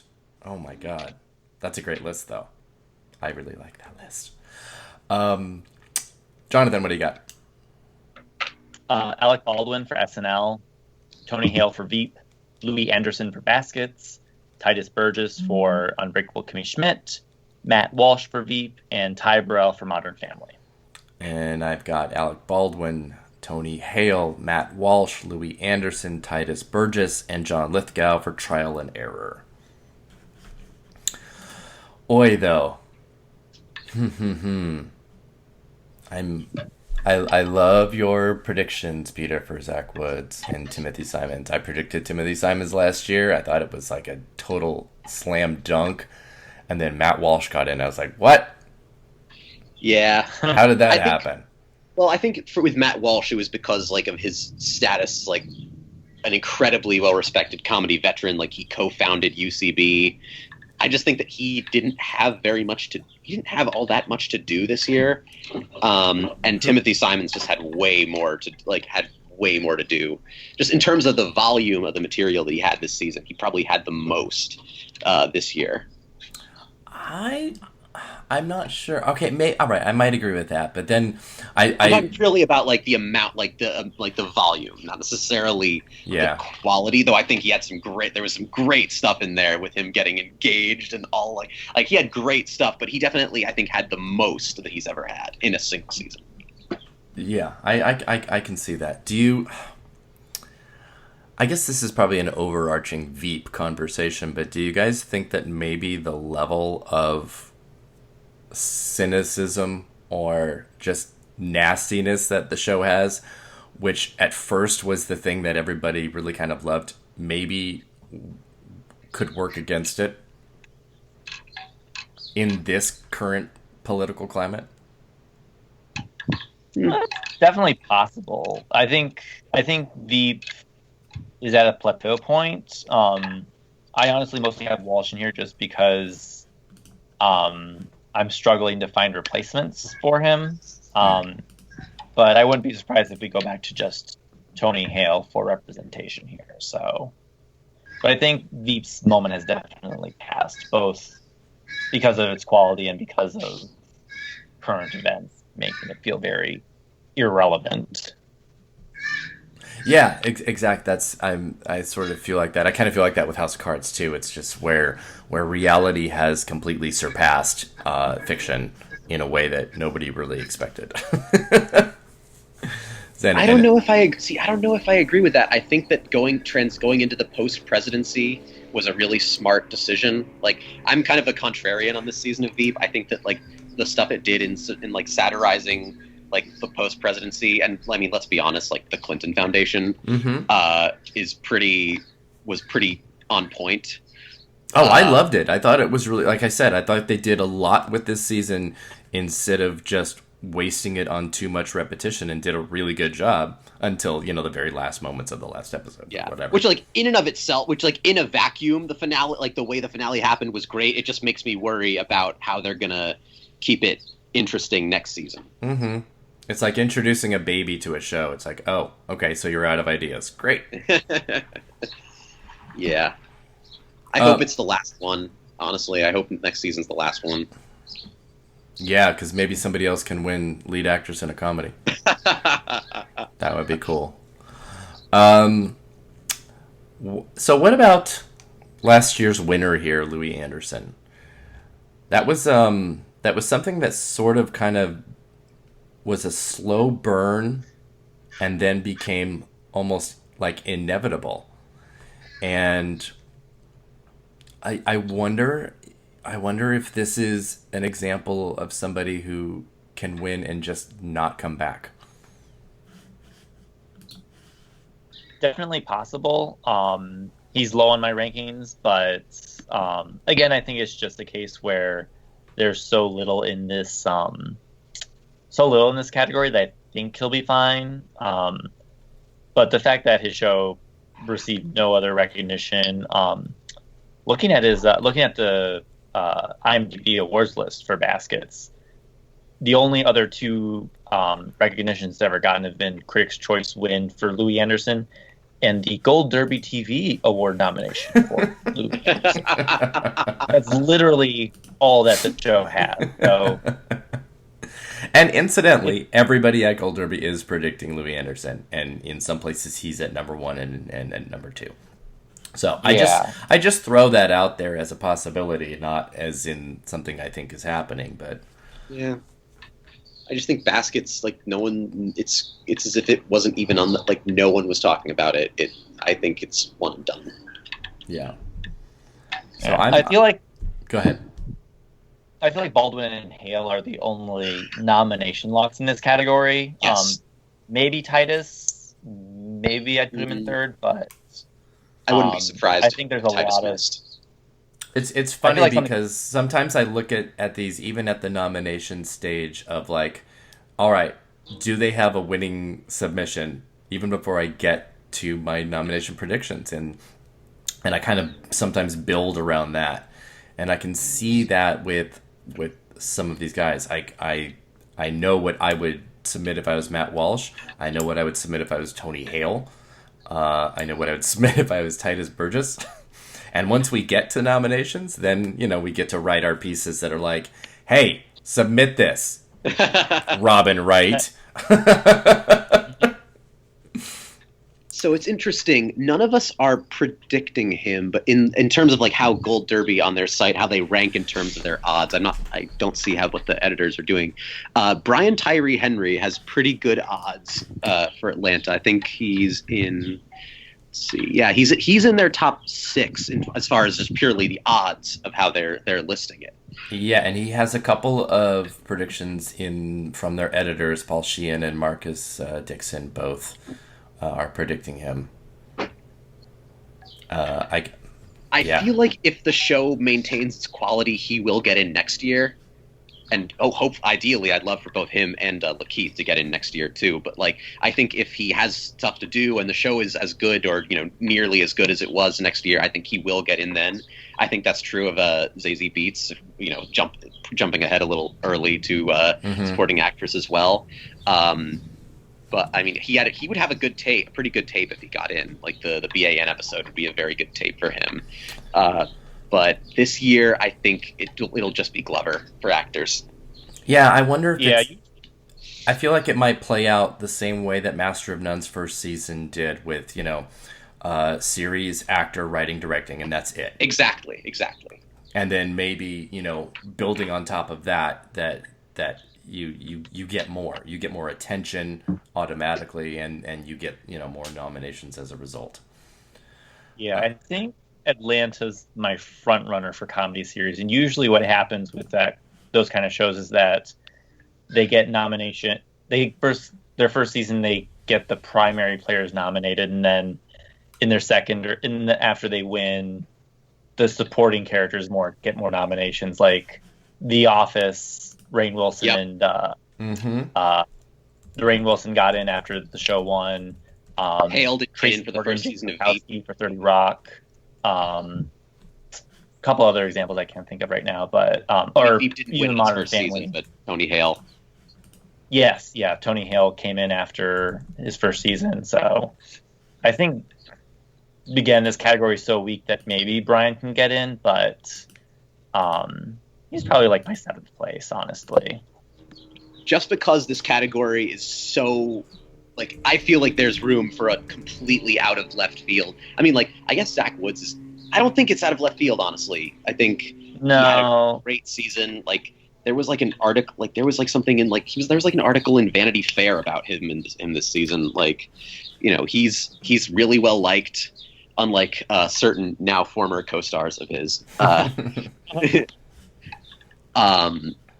But just this would be a totally, completely out of the blue, like Niecy Nash type nomination. Is no. So I'm not predicting it, but I'm just going to throw it out there so that if it happens, I can say that I threw it out there. Is John Rothman for One Mississippi? Wow. I haven't seen the show, but he's gotten, like, if you read the reviews, he's got incredible reviews. He's a character actor who has been around forever. Like, he obviously extremely well connected in the industry. His brother is Tom Rothman, chairman of Sony. Two of his best friends, Meryl Streep and Margot Martindale, are two of his best friends. So he's got the connections. He has really great reviews. It's Amazon. I would be not super surprised if that happened just out of nowhere. I love that idea. He is really good in the show. Unfortunately, it doesn't seem like Amazon cares about it. But it got a WTA nod, so it's a little bit on the awards radar. A little bit. And he is absolutely one of those character actors that you're like, oh my god, he's worked with everybody. This makes perfect sense. It would be a great nomination. He literally goes on vacation with Meryl every year. Good God. I used to work for his son, so I know this. Oh, there we go. Wow. You can't beat that. But I don't know if Meryl is, stumping for him here, so I don't know how much that will matter. But actually, building on what we just talked about, a first season show to a second season show, increasing on its nominations and supporting cast getting in and that kind of thing. Master of None has Bobby Cannavale and Eric Wareheim here as potentials. Although it's strange that Cannavale is in this category. I don't know why. He could have. He was in few enough episodes. He could have gone and guest, right? Yeah, I think he was only in 4. He probably figured, like, fuck it. I've won guest actor comedy already. Like, I want supporting comedy. Yeah, I feel like he kind of did that too. But I think he would have been just superb in the guest category. I think that's where he belonged. I mean, there's something admirable about that instinct, but it was, if it's not a purely pragmatic thing. Oh, I think it's more cocky than admirable, but okay. I don't know. You gotta respect the confidence, I feel like. I guess. Confidence and arrogance are fair enough. Are like stepbrothers or whatever. But I can see actually either of them getting in. I mean, I have John Lithgow in for Trial and Error in my last spot, and only because the Emmys used to love him, and he's obviously making a huge comeback this year with The Crown. So that makes sense to me to have him in here. But he's in last place for me because I think he's vulnerable to a handful of possibilities, including Timothy Simons or even Reed Scott from Veep. Yeah. Kumail for Silicon Valley. I could see him getting in. Yeah, yeah. I mean, what if last year was, the breakthrough for Thomas Middleditch, and this year is a breakthrough for one of the supporting uh, actors from Silicon Valley, and it would absolutely be him. He's got, yeah, yeah. It makes the most sense. Ugh.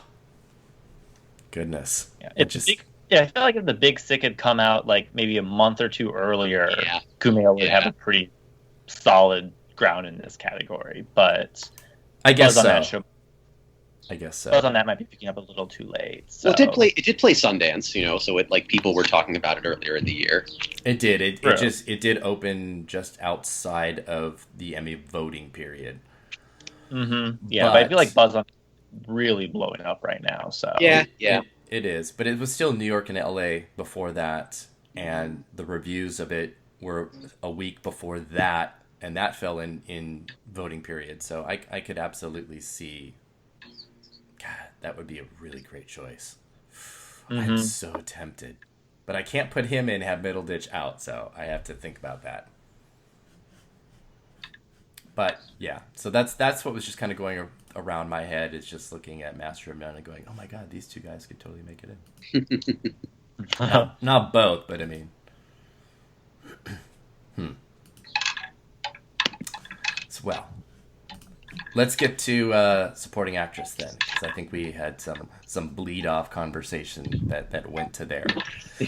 And I will start with my mostly boring list.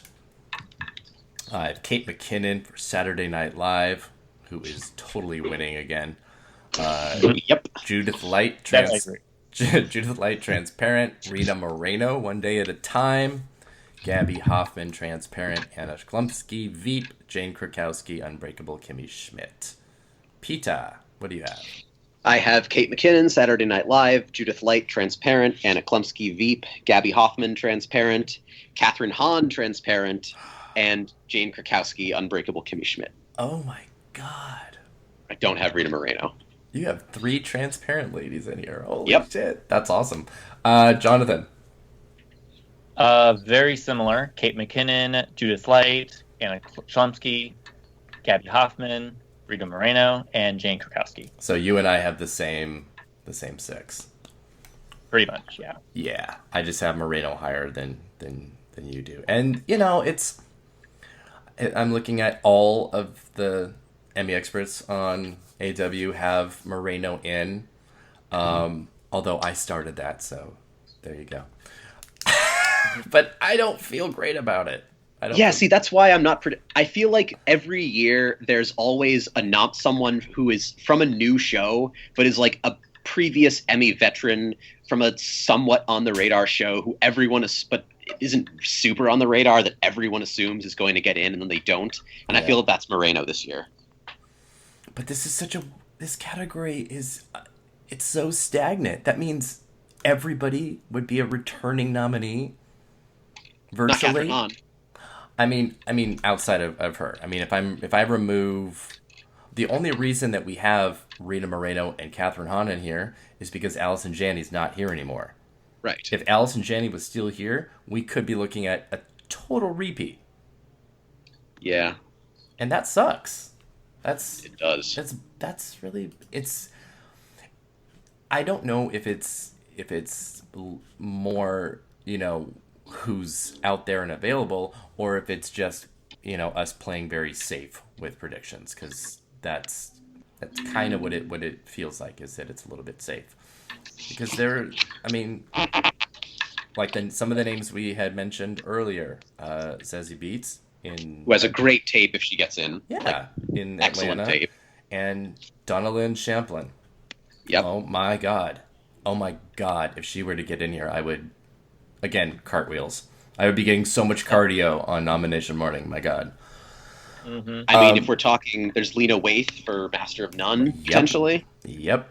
Also has a great tape if she gets in. Yes, very much so. And that's kind of what I want. I'm looking at these outsides. I'm like, I need something else in here. I know the Emmys can be super stagnant, and they name check and they're like, I'm really bored with this, and do what they want. But then we've got like Andrea Martin in Great News or Difficult People. Yep. What else do we have? Oh my god, I thought there was more. Leslie Jones. Leslie Jones. Yep, Leslie Jones. Would not be surprised at all if she got in. It was a really good breakthrough year for her. That would be really fun. I would love to see And the that. buzz on SNL is so strong. It seems like more than McKinnon and Baldwin should be slipping in. Oh yeah, it's at minimum, it's the most talked about season since the Tina Fey Palin season. Yeah, if not even further back. It's gonna end up on the very high end of nominations on Thursday. Very high end, and lots of it coming from acting. I mean, the ratings were the best it had in 20 years, something like that, since like the fucking Adam Sandler seasons. Yep. I think I read that somewhere. That's insane. Yeah, it was because it was able to maintain its buzz past election years, so it was able to, and they had plenty of good buzzy sketches even outside of the political spectrum. You had the David Pumpkins and other Emmanuel Miranda's whole set. Well, and I think no matter who was going to eventually win the presidency, they were going to have a lot of good material. Yeah, right. They just have a little bit more now, or had more. So, oh my gosh, I see a mention for Allison Williams in Girls. Wow, if that was going to happen, it would have happened last year. That's something. I mean, well, you know, she has Get Out. Because of Get Out, like, it's whatever. that's really what that's from. Whatever. Yeah, I mean, other than, you know, somebody returning like Mayim Bialik, I don't know.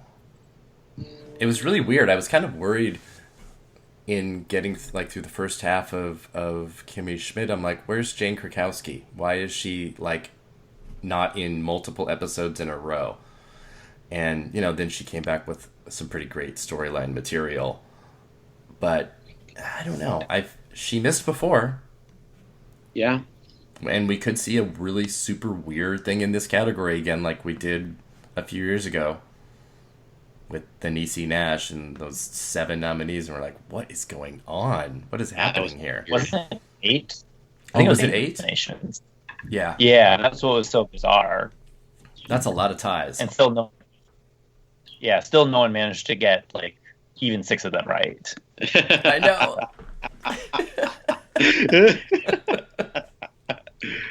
That is actually pretty funny. Yeah. I could see, I mean, since we're talking also too about so many transparent ladies in submission year, Amy Landecker would be pretty great. Yep. But I mean, you could almost fill this whole category with supporting actresses from that show. Yvonne Orlige from Insecure would be very deserving. Yep. And I am seeing some predictions for that. That'd be cool. It's funny that people are predicting Angie Martin for Great News. She's good in that, but I think she's better in Difficult People. Yeah. I think her character's funnier. I think she's funnier. Oh my god, her episode with Tina Fey was fucking hilarious.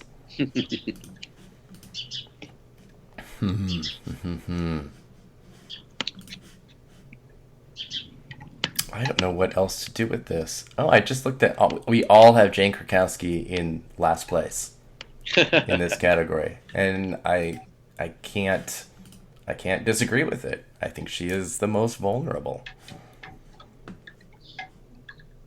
Yeah, probably.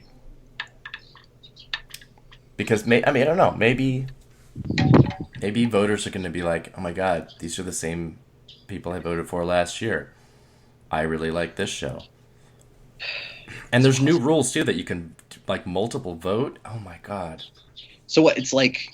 Yeah, I heard about that. That's really weird. It's like, so it's like the All-Star games for sports, basically, now. Okay, well, I don't know what that means, so... Sports is when...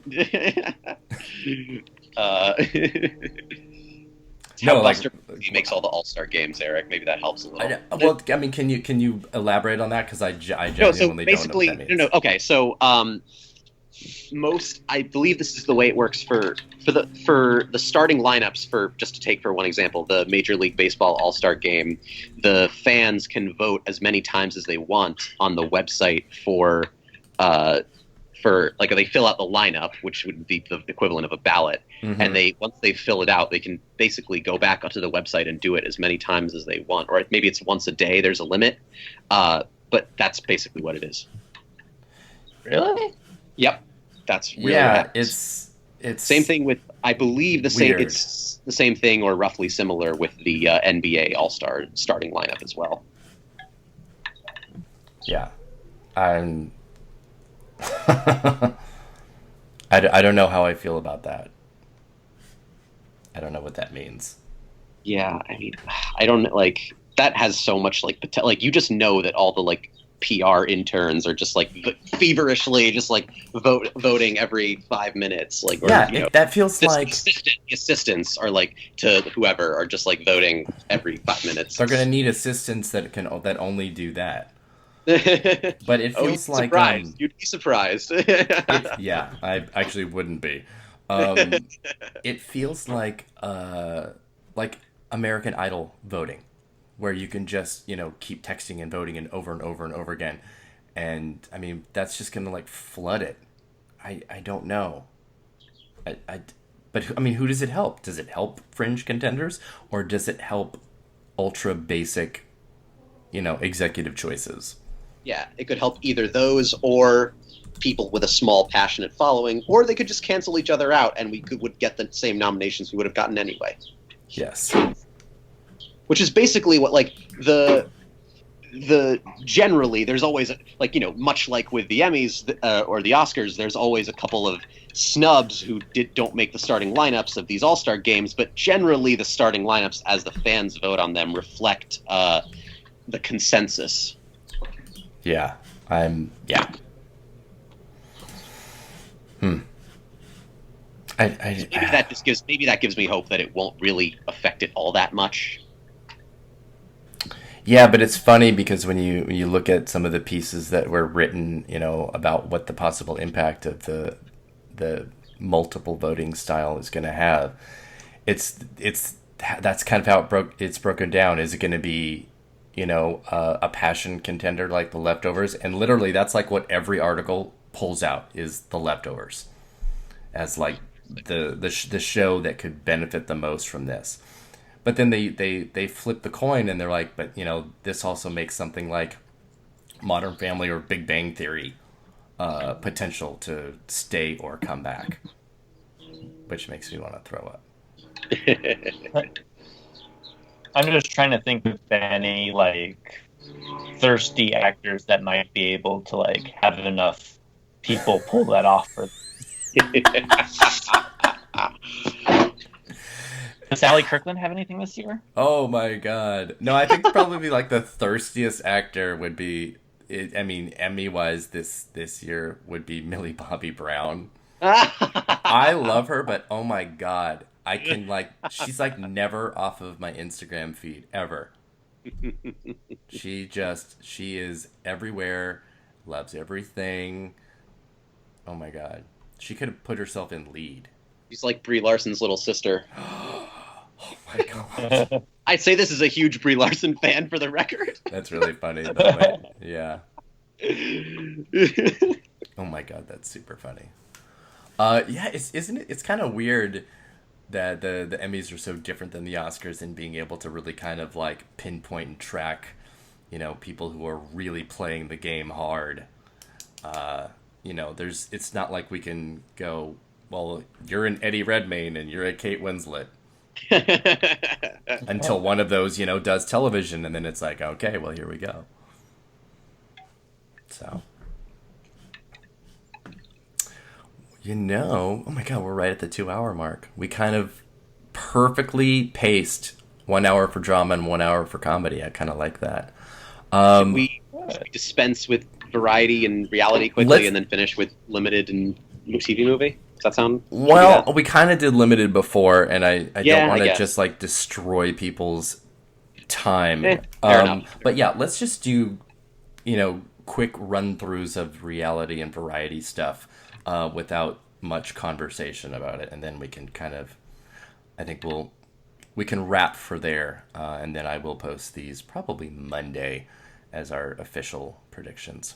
Cool. So let's take a look at reality competition series, which does have the potential to see some new blood in here. We saw it last year.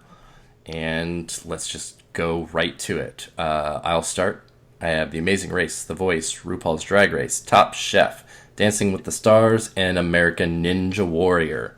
Peter. I have The Voice, The Amazing Race, Top Chef, RuPaul's Drag Race, Project Runway, and American Ninja Warrior. Okay. Jonathan. I have The Amazing Race, The Voice, Dancing with the Stars, Project Runway, Top Chef, and American Ninja Warrior, which I think is the exact same lineup as last year. That is the lineup from last year, so you're the only one not predicting Drag Race. That's fine. Whatever, Jonathan. Although it's totally realistic, because everyone's going to be jumping on that train after RuPaul Charles won host last year. But, I mean, right. Jane Lynch was able to win twice, without the show, so. Yeah. As well as Jeff Probst. So, we'll see how that goes for Drag Race. It was I said we weren't going to talk about it, but I will say this. At least the visibility of the show this year was explosively huge. Moving over to VH1, its ratings were like 500% better. Everybody loved the finale, and it was just flooded social media. So if there was a year for it to make in, it would be this year. If it doesn't, I don't see how it would make it in, period. All but one of the editors at Gold Derby is predicting it too, so that seems promising. Yeah, it feels like the right time. All right, Variety Talk series. I have Last Week Tonight with John Oliver, Late Show with Stephen Colbert, Full Frontal with Samantha Bee, Late Show with James Corden, Jimmy Kimmel Live, and Tonight Show starring Jimmy Fallon. That is a really boring list. Peter. Yeah, I'm also boring. I have Last Week Tonight, Late Show with Stephen Colbert, Late Show with James Corden, Full Frontal with Samantha Bee, Jimmy Kimmel Live, and Tonight Show starring Jimmy Fallon. And Jonathan. I got Last Week Tonight with John Oliver, Late Show with James Corden, Jimmy Kimmel Live, Late Show with Stephen Colbert, Full Frontal with Samantha Bee, and Real Time with Bill Maher. So you have Real Time in with Tonight Show. I feel like I don't know. Something gives me the feeling that Bill Maher might not be in such good graces of people this year. I don't know what it could be. I don't know. He might. Yeah. But if he makes it in, then it'll be like the president, where you can say anything and it just doesn't matter. Right. Yeah. I feel like the people who have voted for Bill Maher before are just the kind of people who are going to vote for him no matter what he says at this point. Whereas I feel like, he's my sixth, so obviously he's very vulnerable. But I'm not really feeling Tonight Show with Jimmy Fallon. I think Bob's kind of out on that one. It should have won in the last year or two, and it didn't. So I feel like actually I might put him in over Bill Maher. I might put Seth Meyers in over Bill Maher. I feel like that's a possibility. That's a really good choice, actually, because... I could see that. I could see Trevor Noah getting in this year. Right. Maybe. Yeah, maybe. Because, I think, even though it's a different situation than Bill Maher, Jimmy Fallon also took so much heat for his coddling of Trump. His hair tousling. And he could, suffer for it. And deservedly so, because he's fucking terrible. Yep. Totally. I can't stand it. And with Bill Maher, it wasn't just the N-word thing. It was also, because pretty soon before that, there was the first controversy over having Milo Yiannopoulos on. Yep. Right. Yeah. No, I'm replacing Bill Maher with Seth Meyers. I feel pretty good about that. That's a really good choice, because Seth Meyers really has kind of exploded in terms of here's what a late night talk show could really be doing, and he got a ton of attention for it. So I think that's a really good choice. Oh, I would love to see him replace Jimmy Fallon though. Great. Yeah. I feel like it can kind of happen the way Corden got in over Colbert last year. Mm-hmm. Yeah. Whereas the 12:30 slot usurping the 11:30 slot. Mm-hmm. I can see that. All right, let's go to variety sketch series. I have Saturday Night Live, Tracy Ullman's Show, Billy on the Street, Portlandia, Maya and Marty, and Drunk History. Peter. I have Saturday Night Live, Portlandia, Tracy Ullman's Show, Drunk History, and Documentary Now. Wait, do you have 5? You only have 5? It's weird. The Gold Derby thing only lets you pick 5. That's weird. If my sixth would be Billy on the Street. Okay. And Jonathan. Saturday Night Live, Portlandia, Drunk History, Documentary Now, Tracy Ullman Show, and Billy on the Street. Okay. Well, those seem pretty reasonable. I mean, we don't have Amy Schumer and we don't have Key and Peele, so we have very few to choose from, really. Now, but I don't have Documentary Now in. I think that's a pretty safe bet since it made it in last year, and this season I think got a similar amount of buzz to last year. So Yeah, I might have to look at that. Yeah, and also Bill Hader and Fred Armisen are pretty well liked by the Emmys. So. Yeah, definitely Fred Armisen. All right, let's go ahead. Sorry. Oh, I was just gonna say that like jumping back to the acting categories, like Bill Hader for lead actor would be like my hope addiction right now. Oh my god, I just realized we didn't do that, but we did talk about things that we like, but we didn't do that's okay. The hope dicting. BoJack for animated series, god damn it. Yes. God, right? They should have just done a Family Guy and submitted it in comedy series. Yeah. That would have been badass. Okay. Let's jump to variety special. These are always totally random and weird. So a special class program, which is next, and so it could be a lot of anything. I have the AFI Life Achievement Award tribute to John Williams, Carpool Karaoke Primetime Special 2017, the 39th Annual Kennedy Center Honors, Tracy Morgan Staying Alive, and Louis C.K. 2017. Peter. I have the same as you. I don't yes. really care. Yeah, I know. And Jonathan. Same as you, except instead of the AFI Life Achievement Award, I have the Justin Timberlake and the Tennessee Kids, directed by the late Jonathan Demme. Yeah, that is a really fucking good choice, and he is Nice. totally getting a directing nomination. But that's a really, really good choice. I cannot fault that for a moment.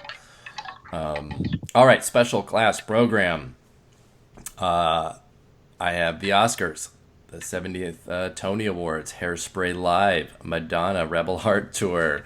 There's some hope dicting for you right there. And the Alvin Ailey American Dance Theater. Peter. I don't even know what I would put in place of Madonna Rebel Heart Tour, so I'm just going to put that in. I'm just going to copy you again. Well, there's Lady Gaga's Super Bowl halftime show, I think, and I know a lot of people have that predicted. Yeah, I'll probably predict that instead. Sorry. Sorry, Madonna. And Jonathan, what do you got? The Oscars, the Tonys, Hairspray Live, the Golden Globes, and this is just me kind of throwing darts. Broadway HD presents She Loves Me. Cool. I love Nice. it.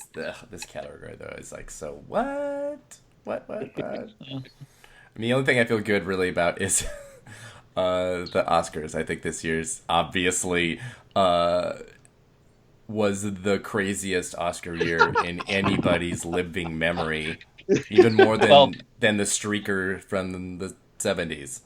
Yeah. Well, I think the Tony Awards are also, because those were the Hamilton Tonys and also the same day as the Pulse shooting. So I think that's that is right. I would be shocked if they lost this category, honestly. Yeah, they're going to win. Because, the Oscars, it was memorable, but it was memorable because of a mistake. Let's be clear about that. It's going to, the Tonys are going to win. That's a really, really, yeah, you're right. You're absolutely right. That's a good choice.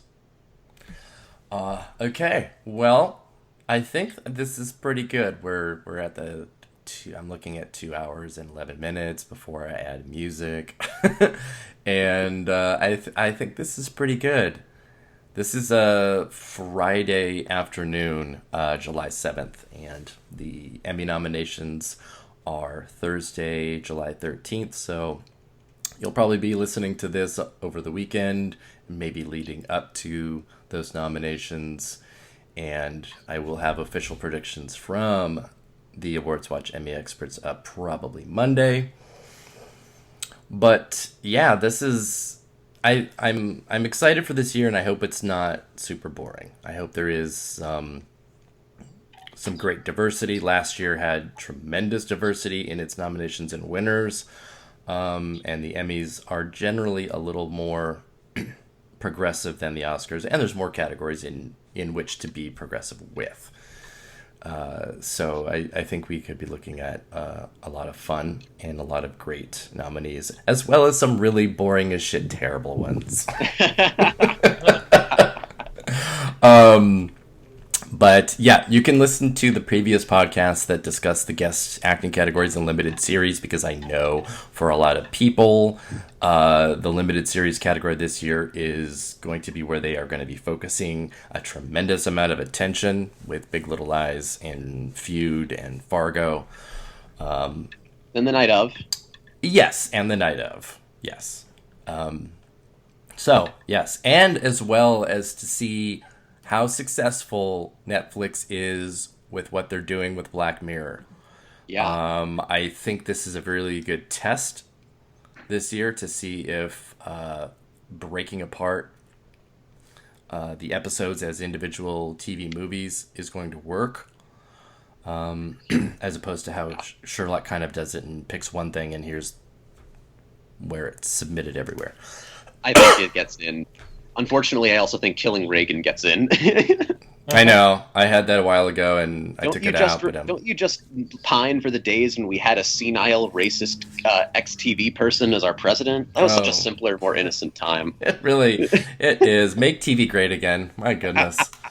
All right, so cool. This is where we will sign off and let our dear and lovely listeners off the hook from listening to our talking heads for 2 hours and 15 minutes. Yes. Thank you both very, very much for joining me. And I can't wait to do a post-nomination reaction podcast. So open your calendars for next weekend. And we'll see if we can pull that together. Thank you very much, Peter. Thank you very much, Jonathan. You're welcome. All right. Thanks, everybody.